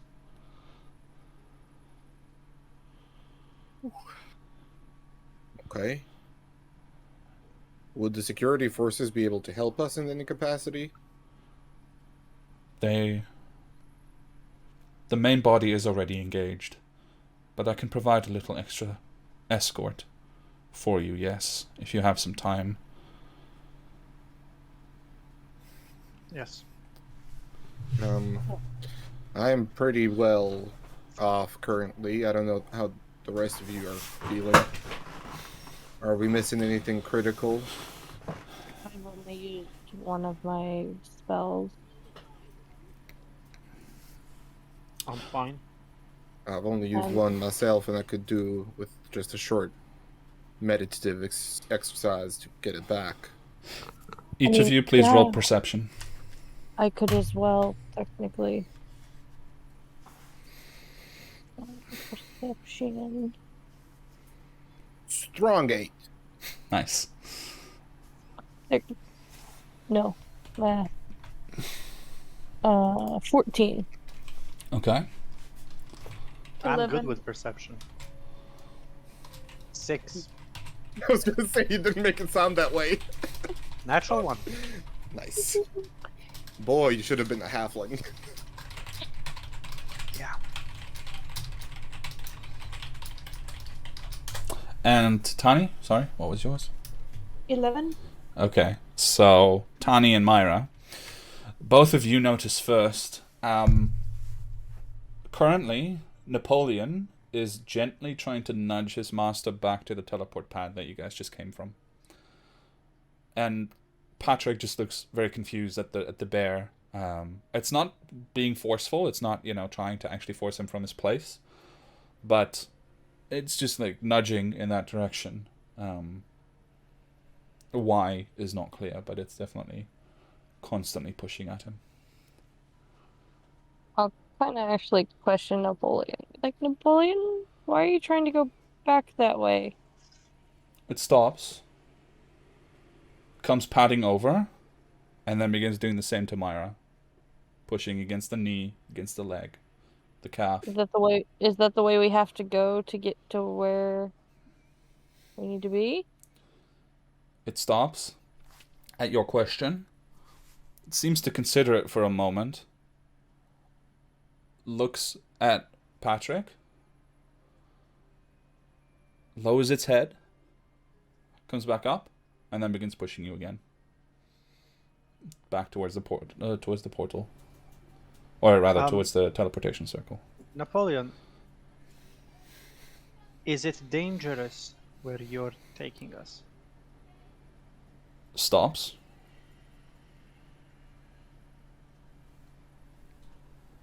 Whole tower's dangerous, though, Barnack. Yeah, but it's pushing us to a specific spot. Where's Patrick's bag? Around the Is shoulder. it with Napoleon? Oh, on Oh, yeah. Sorry, yeah. There are bags on Napoleon as well. yeah, because he had the haversack. Yeah, he does. But Patrick has his own, has a satchel next to him as well. Okay. That's why. That's what I was thinking of, because that's what he was looking through a moment ago. Mm-hmm. But yeah, there is the haversack as well on Napoleon. Yeah, so I guess I mean, I don't know if the other two were doing anything after the nudging. I want to follow Napoleon. But All right. can we take a short rest here? Napoleon just stops. Doesn't have an answer, It doesn't necessarily have the capacity to decide that for you. But as you ask this, patters over to Patrick and actually moves rather aggressively for a second as it rears up, and Patrick's like, "What are you doing?" But then it pushes open the satchel around his shoulder, and it grabs from the satchel several things, just various things that all of you carry with you, supplies and things like that, and then from the bottom produces a rather thick notebook in a completely different style than the one that you guys have of his journal, and just kind of throws it on the ground. And on the front, it seems to be a book about a notebook that has been marked with That was me. sylvan sigils, which Jean-Jacques you can translate for the group fairly easily. It says, "On the theory of everlasting life."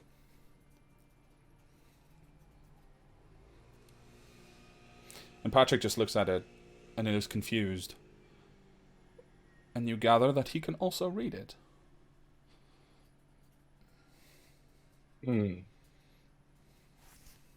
Now, why would you have that on you? I don't know. It is not mine. I've never seen that book before in my life. Yes, well, it is, but it isn't. You All said right. you said I'd been in this tower longer than you. Indeed. Could it be from the tower? I would imagine so, yes.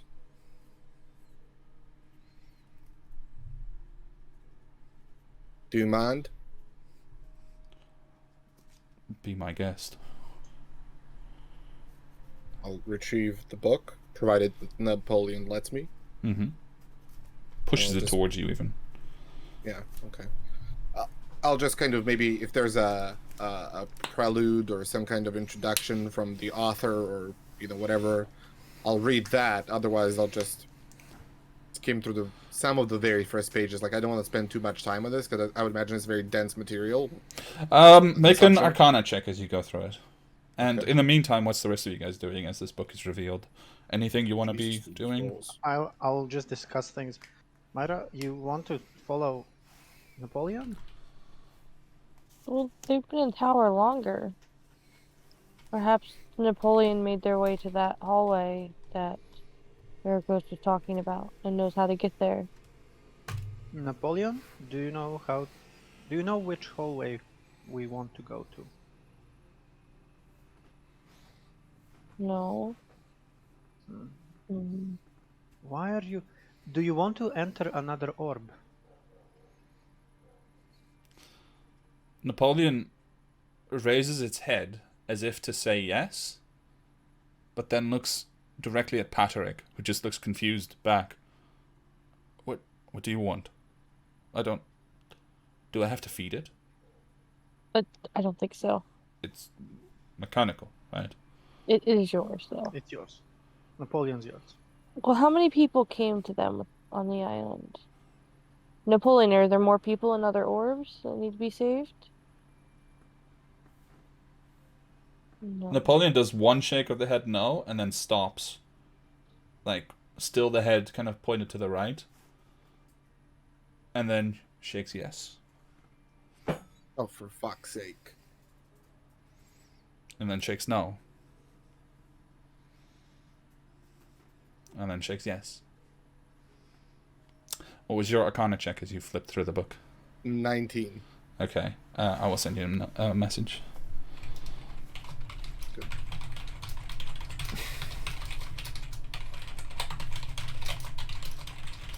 As you're doing that, I'll just say to you that whatever saving we could potentially do, it would be a lot simpler if we could sort out the impending doom and entity that's threatening to devour the world first. That's true.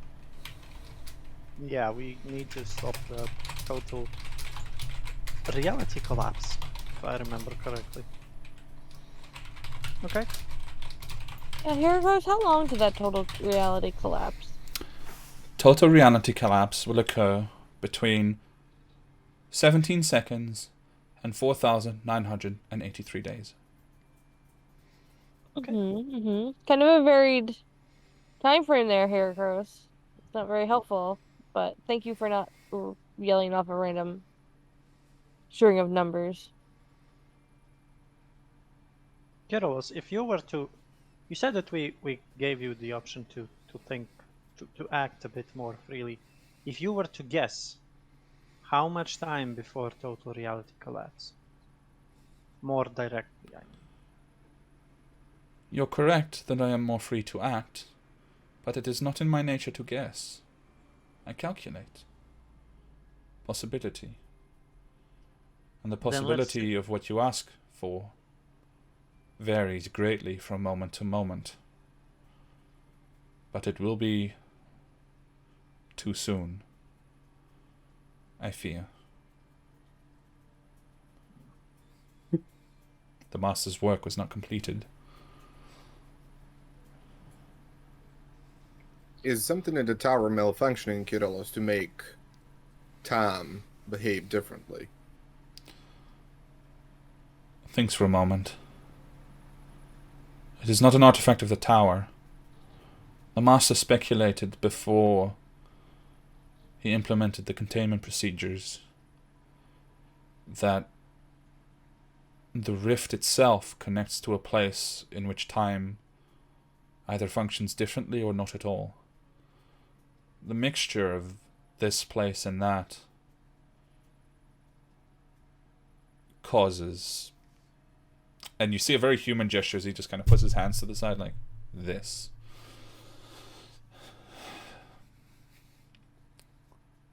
Well, this book is very interesting and offers some quite creative ways to escape death. Yes, that was the master's plan as he contained the creature. Do you know if he ever finished the work he outlines in this text? I'm not certain. I think we were all very busy in those days with our tasks, and I was not yet aware as I am now. But I know that he worked on it. I believe that the plan was concocted in order to escape the transference, so that he could stay, even though he was commanded to leave with all the others. I've suspected that for a while now that something went wrong, and that is why he hasn't returned. But if that is true, then that would mean that he is likely dead.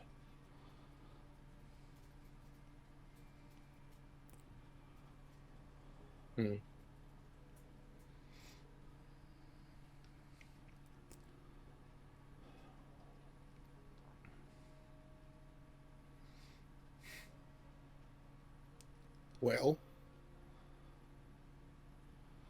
shall we take a moment, regain our strength, and then we can proceed?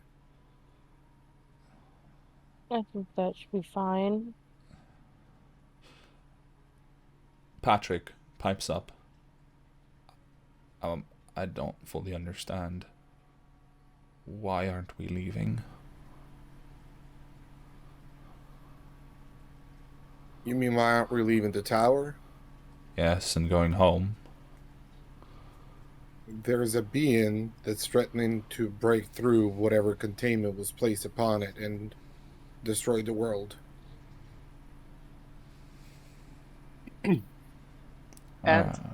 And we actually don't know how to get away from the tower. You see, we do now, but I'm not sure if that would work still. So fixing the tower might fix our ways of escape too.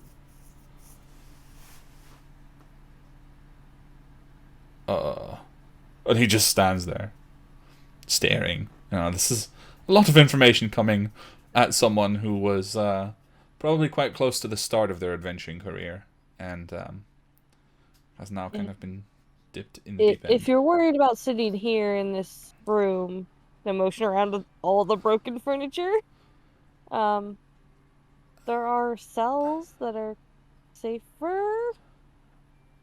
You want to lock me up again? Wasn't I just no. locked up? I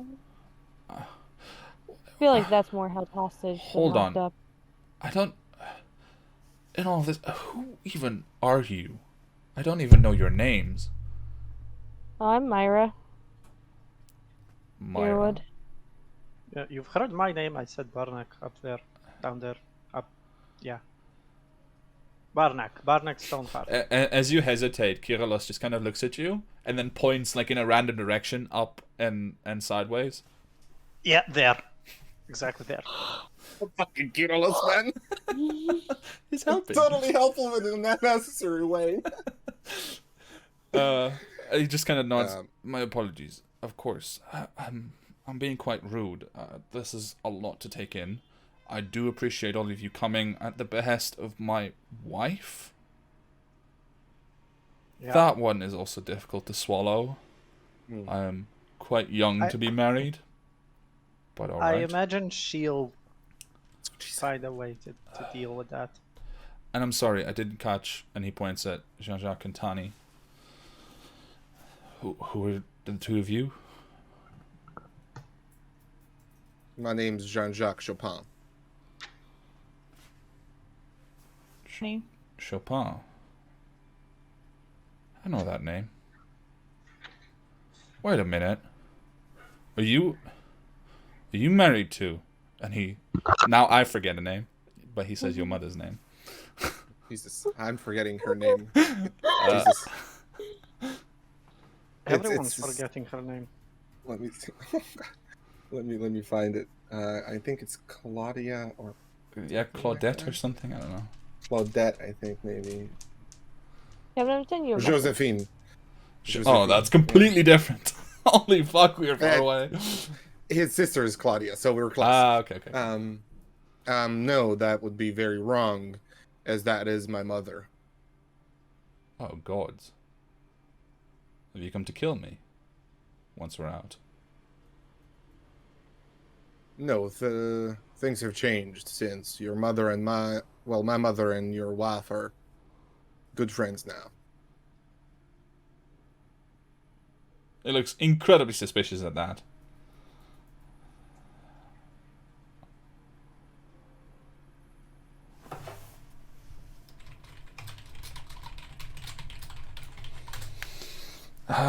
In any case, yeah, in the meantime, obviously, you guys can be taking a short rest. There are brief flares of the security sigils, and several of the machines teleport in, but they do not attack. They simply stand there and line up, waiting commands. I'm using my Harness Divine Power before my short rest, Okay, so I get it back during my short rest. fair enough. I'll use our kin recovery. I will ask Sword and Burn, sort of in a quiet tone, if he knows Eliza Luther.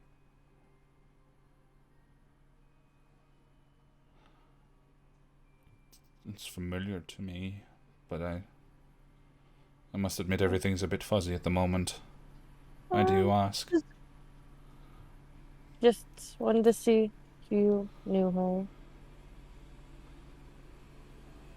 He kind of looks at you askew from the side. You can make an insight check if you like. Yeah. Which die? Ooh. That's 16 on the die. Plus my insight of +8. God damn. 24. You get the impression that there may be more recognition in his eyes and his expression than he's letting on. But the fact that he's hiding it also says something. Yeah. Okay. I will say I was trying to keep the name in a hush tone if the others heard, but I'm not gonna. If they were trying to listen on the conversation anyways. If not, Right. I'll just take my short rest. Okay. Well, if you wish, you can roll hit dice, obviously. If any of you were hurt, I'm not sure. No, and I'm Surprisingly. incredibly happy that we managed to I really handle wanted that to kill that encounter thing without. now. I mean, I really wanted to kill it the whole time. It's just I feel like this was such a great way to resolve such an encounter. It's cool. And I hate that it took me this long to realize what it was. Like, you were talking about it, and, like, you had mentioned the tethers again. And, Oh, yeah. like, needing memories, and I'm like, oh, god damn it, that's what the fuck it is. I don't think I still realize what it is, even though I was told that It's it's an ooze. Oblek? An oblek. Oblex. Yeah, Yes. Yeah. Oblek. It's, I had a DM who was gonna use one. Yeah, I Now mean we it's can ignore everyone.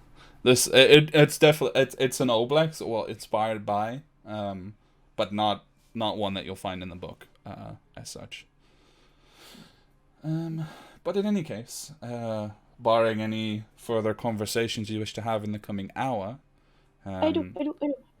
At some point while we hunker down to rest, I just want to ask Felix real quick. Felix, did you know what was going on in that orb? Did you know what was waiting for us in that inn? Nope. I just want to know. Honestly, I'm No? still not sure what happened. I slept through most of it, I think. You guys were having a Okay. conversation, and I got a little bored, so... Okay. But, you know, Yeah. good job. Good job on whatever you did. You found the door? That's pretty good. I'm very proud of you all. Oh, Kind of like stare at him. Is he being sarcastic? Just looks back at you like, what? I am proud. You've done very well so far. You haven't died yet, which, frankly, in this place, without the master present, is, that's quite an achievement. yeah. So, Felix, I think you should stay behind for the next trip we take. Well, that's rude. Well, Why? we've seen creatures down there, and unless you want to fight them, I think it's safer for you here. I don't necessarily want to fight, but I can help you. And, Yeah, you know, it Felix might be does know fun. the tower better than all of us. Also, I can't technically die.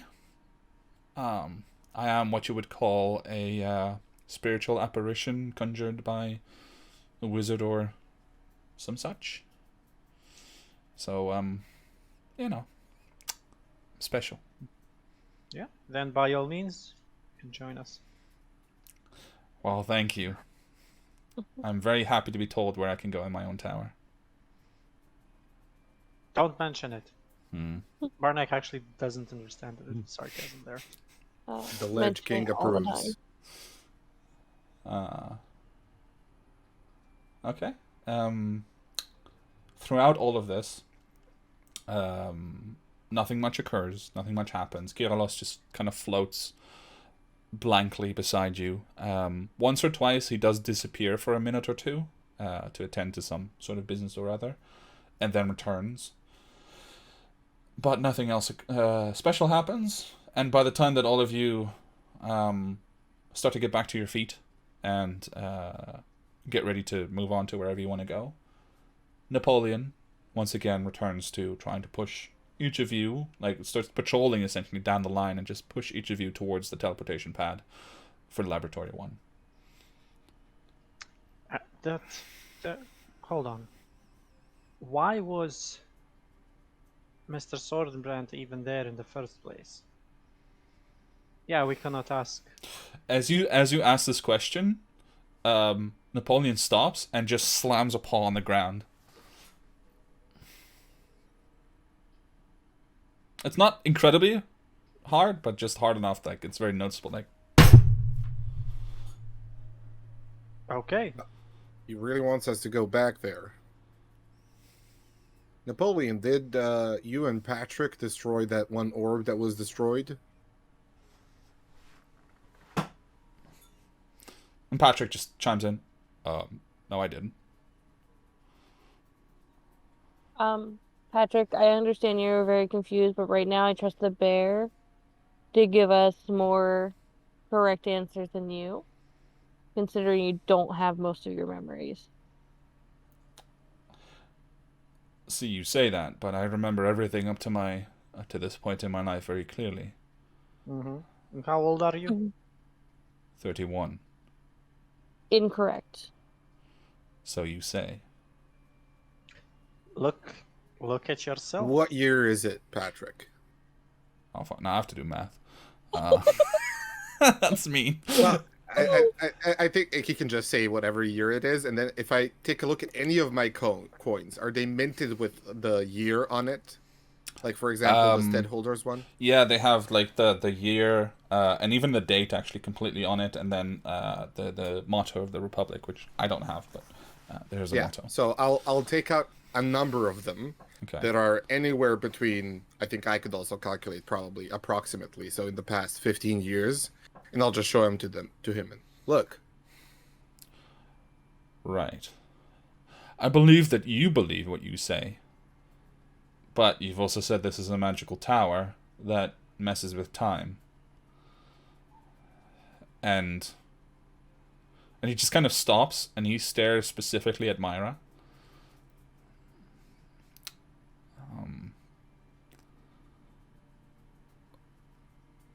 Anyway, I'll accept that for now. Jean-Jacques looks at Myra as well, like raises an eyebrow. I'll accept that They for say now, I have but secrets. let's just say I don't fully trust you either at the moment. I appreciate what you've done so far, but this could still turn very ugly. Yeah, but that's why we're asking your bear and not you. So, Napoleon, do we need to go into another orb?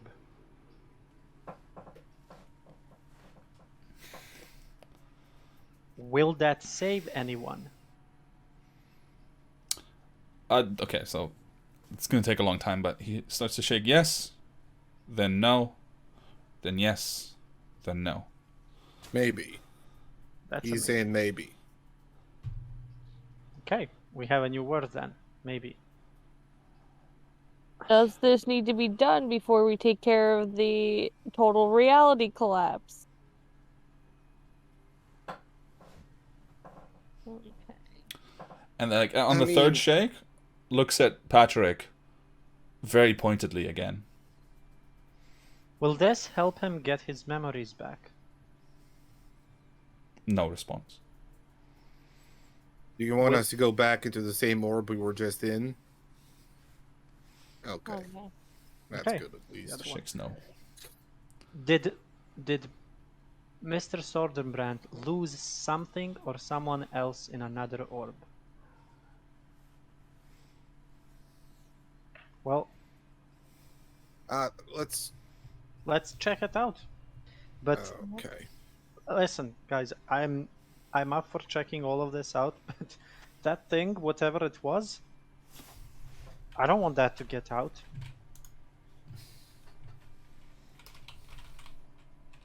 Let's then do it like this.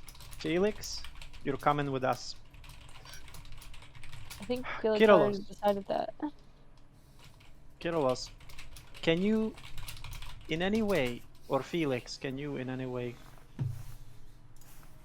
communicate with Kyrillos, or the other way around, with the tower while we are inside of an orb?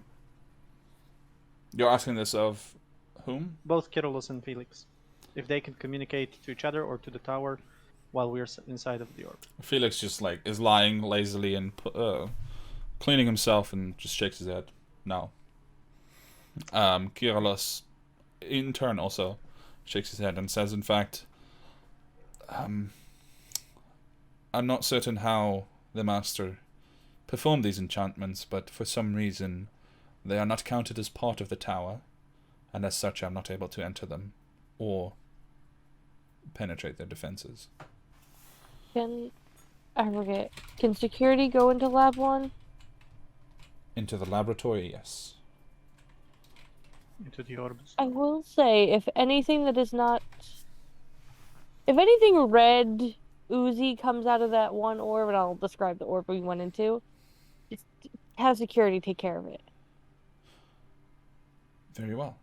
And immediately one of the larger bronze automatons comes stomping by, and you have some bad memories of these creatures or these things stomping past you, but it simply moves past a air of heat following it, and then it steps through the teleportation device and it disappears. Okay, Well, let's one get last going. question. Yeah. Yeah. Just one question to Kyrillos now that you're awake, let's say. If something were to happen to the orbs while people were still inside, what would happen to those people? I'm afraid that's impossible to say. I am not learned in these matters. My programming extends to operation of the tower, knowledge of most things that occur within, and Okay.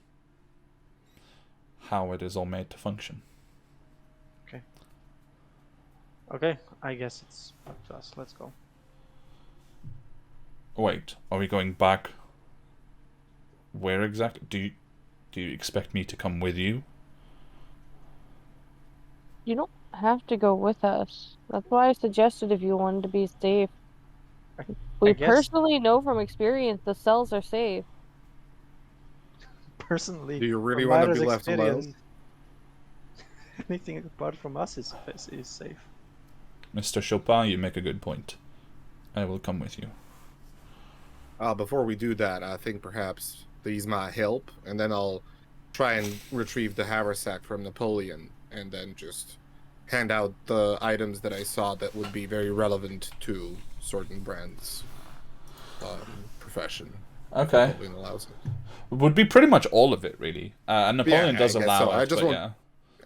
You can also just give him the haversack and kind of point it out to him, like, what's inside. But I'm thinking that he might not know what's inside, so it's easier for me to retrieve it and give it Right. over. Right. Yeah. Yeah, I mean, it's probably a matter of, like, maybe during the hour rest, you took the haversack and just walked him through, okay, this is what's inside, this is what's inside, etc. Yeah. Okay, so yeah, essentially he takes control of his things, even though he doesn't seem like he understands every item, but he's definitely unfamiliar with some of it that he doesn't expect. But he does produce his shield and a battle axe that he seems quite comfortable with, and just kind of equips them, looks down at them. All right, this seems right. Interesting. And then each of you can step through and teleport back to Laboratory 1. All right. Yep. We are listening to a mechanical bear. Yep. Yeah. Napoleon proudly I steps forward as Trust well Napoleon. and teleports. You notice immediately the sentry in the corner of the room. All of you also immediately notice there is a layer that comes up to your knees of mist in the room. Mist that you haven't seen since you were outside of the tower. Okay. Oh, this is very bad. It seems to be pooling around the white orb with the snow inside. So, like, it kind of seems to have crawled up the side of the stone table there, and it's almost like it's pouring in and out of the orb at the same time. Like an optical illusion. I'll immediately just basically like grab my head and say, and I guess, Napoleon, that white one is where we should go. Napoleon just stops and looks at it for a moment as he passes, and then moves on and looks at the blue orb, and actually puts both paws on the table and stands up and just stares straight at the orb. Blue one. What do we see when we look into it? Make a perception check. Anyone who looks into it can make it their own perception check. I want to look into it. I pretend to look. I actually look this time. Nice. Holy fucking I want shit. to look. Perception, you said? Yes. By the way, you can choose to use it here or not, but I want to give each of you inspiration for the resolution of the tavern situation. Well played. Thank you. Thank you. So, inspiration. 19 for me, for perception. 19. Barnack? Perception 24. Oh, nice. And Tani? 18. Okay. Each of you looking down, you see a another landscape, but this one is underwater. It is just a rocky ocean floor, is what it looks like, and there is no air part where you would be able to breathe. So keep that in mind. And Barnack, I will send you a detail that only you notice on Discord. Yes, sir. I don't suppose anybody's got anything up their sleeves that would make us be able to breathe underwater. No, but I'm a good swimmer. Well, you and I both, Ren, but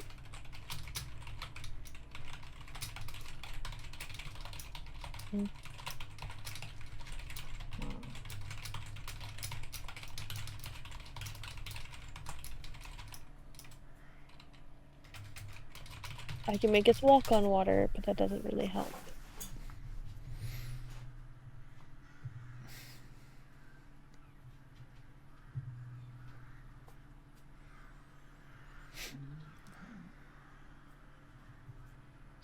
Okay. I mean, I can get one of us in the sphere, but then they'd have to roll around in it. Sorry, I forgot to describe one thing. You also notice what you think is the exit. There's a slightly glowing crack in the very center, like at the lowest point on the ocean floor. There's like a slightly glowing crack, and it looks to be almost exactly where the door was, or where the portal was in the other one. Okay. all right. So, Well, I got an there's- idea. It is incredibly stupid, but it could potentially work.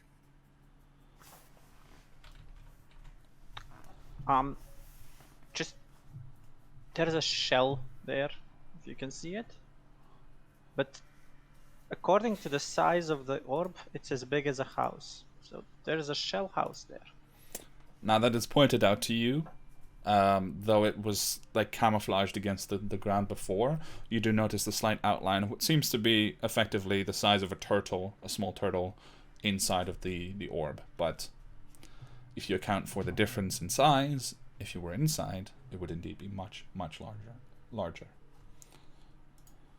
Like a turtle shell. Like a big turtle. Right there. Based on like the orb size and based on the orb we've already been into, do they look to have like the same amount of space? It's tough to say, but you suspect it's fairly close. Yeah. Like it might not be identically large, but it's fairly close. Mm-hmm. All right. So, do we want to go inside? We'd have to hold Oh. our breath. Let's ask the guide.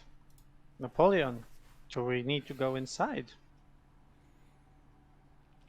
Napoleon just pauses and then pushes off and again patters over to Sordenbrand and begins again rummaging through the satchel at his side. And he actually like begins kind of clawing at it a little bit and starts to almost tear it apart before Sordenbrand kind of like pushes him away and goes like, all right, I'll have a look.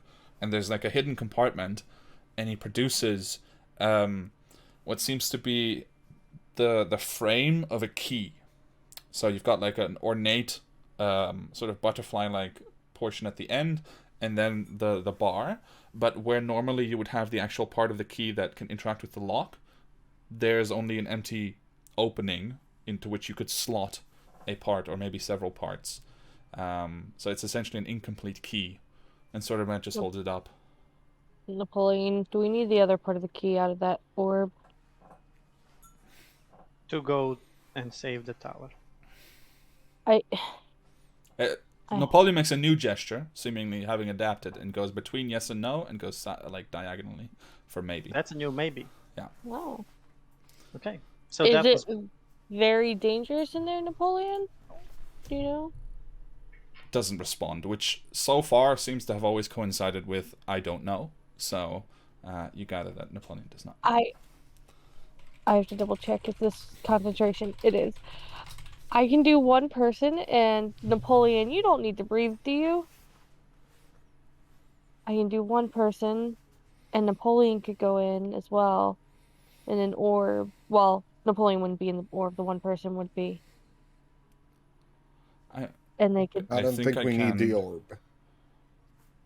And like instinctively, Sordenbrand reaches into his pocket and grasps something, and then performs a somatic component of a spell, and you watch as he grows gills on the side of his neck. He casts Alter Self.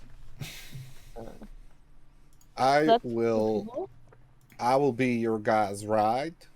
You just need to figure out how to hold your breath for as long as you need to.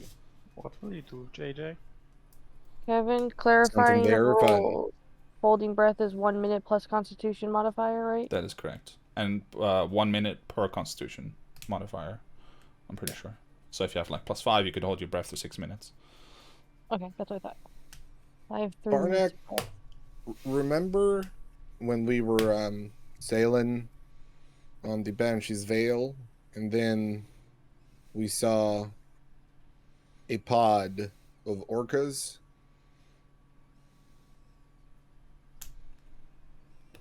Oh God, I do remember. Right. So I'll just tow you along as an orca. Oh God, I remember now. I know why you said it's a stupid idea. Okay. I thought of something different, but turns out that would be a little bit more out of my range right now. Okay. For reference, I wanted to turn into a blue whale and swallow you guys and then ferry you all the way down. But the challenge rating's too high. Yeah, I will say overall, you get the impression it's not that large of a space, comparatively speaking. It would take you some time to cross it, but within the span of several minutes, you could achieve quite a lot. Even just holding your breath, as long as you have a decent Constitution modifier. Yeah. I'll Does just it be look useless like- as a wizard because I can't cast any spells. So I think it's better if I turn into an orca, at least I'll be useful. Does it look like it's just underwater? There's no like. There's no pocket of air. It's Pocket completely of air, filled with oh, water. Okay. Okay. Yeah. So Myra, honestly speaking, I think you should be the one in that bubble. It would let me cast. It would let you cast spells. Now, Mara, you're proposing Well, I can't Creating cast a- spells out of it, but you're proposing creating a bubble that will essentially create an atmosphere around yourself, right? How are you intending on moving a bubble I of would- air through I water? would need someone to push me around. Right. Okay. I don't know if I could do that as a killer whale.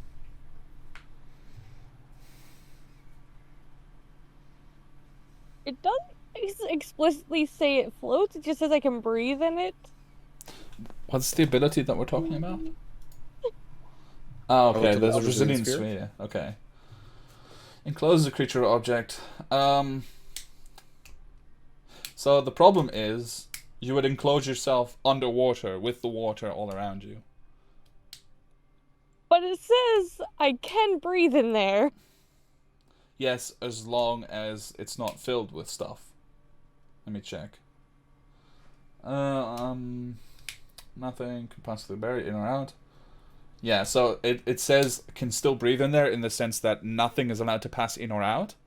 But if stuff is already inside, then that still can prevent you from breathing naturally. Because it doesn't specifically provide you with additional oxygen. It just prevents you from dying from being cut off from the air outside. Unless you were to use it here, and then we would push you into the orb.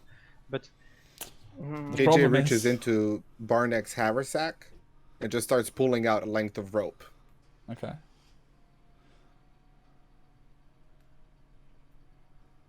The problem with the sphere, if you cast it outside, would make you impossible to interact, or make it impossible for you to interact with the orb, Yeah, that's because true. it prevents I can all. hold my breath for a good amount of time. That's up to you.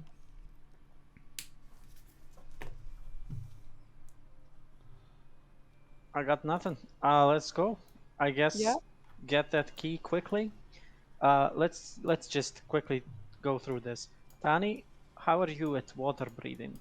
Or rather, how are you at holding your breath? It was with the Constitution modifier, right? Mm-hmm. Like 1 minute per modifier? Yeah. For about 2 minutes. Plus Well, you have a one. base 1, so 1 plus Okay. however many minutes your constitution gives. So 3. Okay, Same. 3 minutes, basically the same as me. Okay. Same here.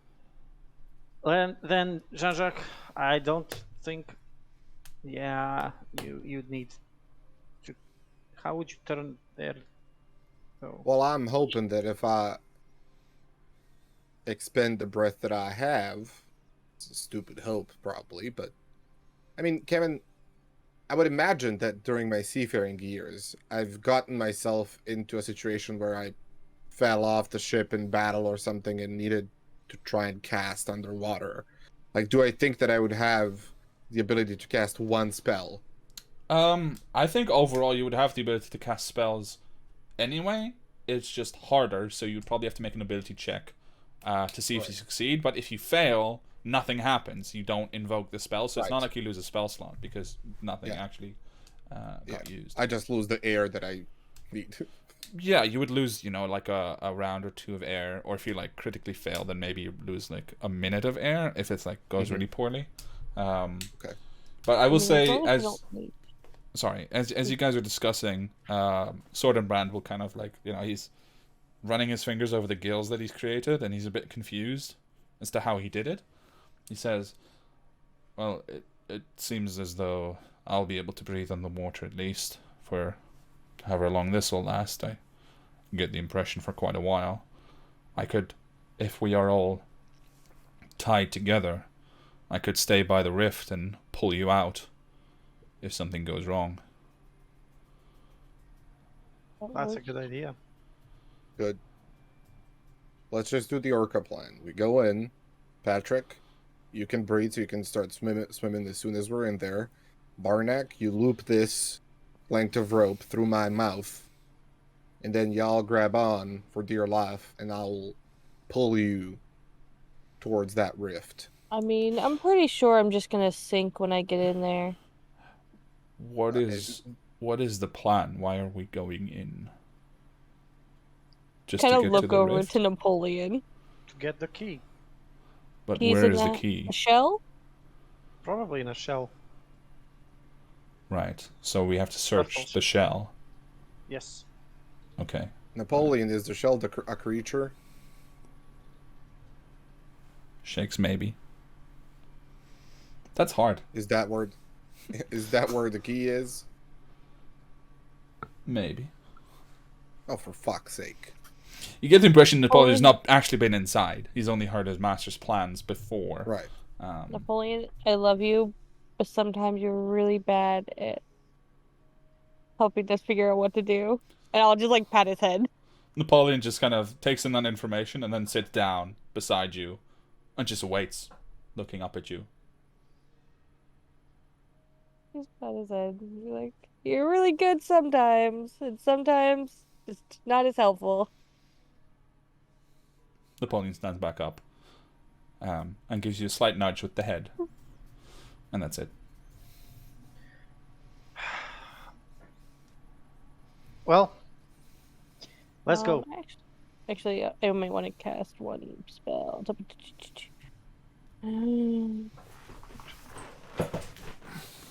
Oh, okay.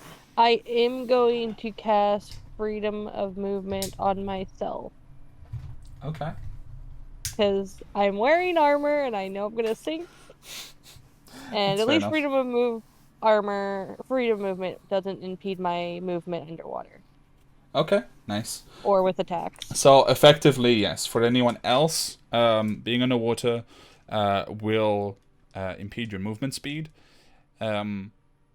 You haven't paid attention to it so far. In fact, Sword and Brand didn't even fully realize it. But as he goes to place a hand on the orb in this process, as you all go, you can see a webbed fingers as well. He's essentially just made himself completely adapted to underwater. I could do it too. It's just that I feel like it's better to have some transportation for the others. It's up to you. All right. Before I jump in as well, I'll also cast a spell. Okay. I'll cast Speak with Animals. Okay. So that I might be able to speak with some fishes. Or JJ. Or JJ. Exactly. All right. So one by one, each of you puts a hand or paw on the orb and envision yourself stepping inside, upon which immediately you disappear into it. Now, let me prepare this very quickly, and we're almost at the end. Just keep that in mind. But I do need to get this right. There we go, roughly. All right. Let me move you guys to roughly what you see. Whoops. Beautiful. So you appear floating in the water, immediately underwater, holding your breath, and you see the glowing rift ahead of you, and even further down across, you see this enormous shell, easily larger than a house, in fact, resting where I've made the blue square in the corner here. You see that resting there, and there are indeed a number of fish that are swimming about, very small but very large groups, and for some reason you see as they periodically actually come through what seems to be the barrier of the orb and swim in, and there's a slight shimmer, and then they actually appear inside the orb fully. You don't know what the mechanics behind that are, but there does seem to be an influx of fish over time. So, what would you guys like to do? I will try and turn into an orca. Okay. And I'll ask first fish, who is that? Okay. Point to the shell. Make an Arcana check. And Barnack, make a dexterity check, essentially, for speaking. 26. 26. Oh, sorry. Same roll, but could you substitute your charisma for your dex modifier? Me? No, Nicola. I was rolling with my int. Oh, instead of int, sorry. Yeah, not... So... dex instead of int. that will be... Apologies. 21 plus 1, 22. Okay. So, yeah, you do manage to transform into the orca. Unfortunately, I don't have... Yeah, you could just make my token bigger, I guess. No, we have a killer whale. That we'll have to... Yeah, that's it. Yeah, sorry. I had it. I was looking for orca. Alright. Controlled by Jean-Jacques. Hold on. No, I'm changing the token. That's wrong. You have too many sheets. That's the problem. You have access to all the sheets now, Jean-Jacques. Yay. So there you go. So you can move the killer whale, and we'll move JJ to the GM layer. All right. So Jean-Jacques enlarges into the killer whale, the orca shape. As Barnack, what was your roll? 19 in total. Okay, so as you blubber a little bit, giving up, a round of air, not really giving up, but using it to communicate. The fish, like one of the fish in a school, kind of stops and turns its head slightly in the direction that you're looking, and it just says one word in response: death. Inuit. And as the killer whale transforms, the shell begins to rise up, and from underneath it you see that there is indeed a creature inside. An enormous creature, easily the size of a house or bigger, and one large long neck comes out carrying an enormous dragon turtle head, and two small beady eyes in that barnacled face open up. And that's what we'll pick up next time. Can I do one thing? Emboldening bond. No, we can do that next time, but you can just Okay. tell me on Discord. I'll I just wanted to. I'll just emboldening say bond for thank your you. house. I'll blubber out another round of air Oh, God. just to blubber out to Napoleon, because now I speak with animals, and I'll just blubber out. Thank you, Napoleon. Thank you. Napoleon has no response. I know.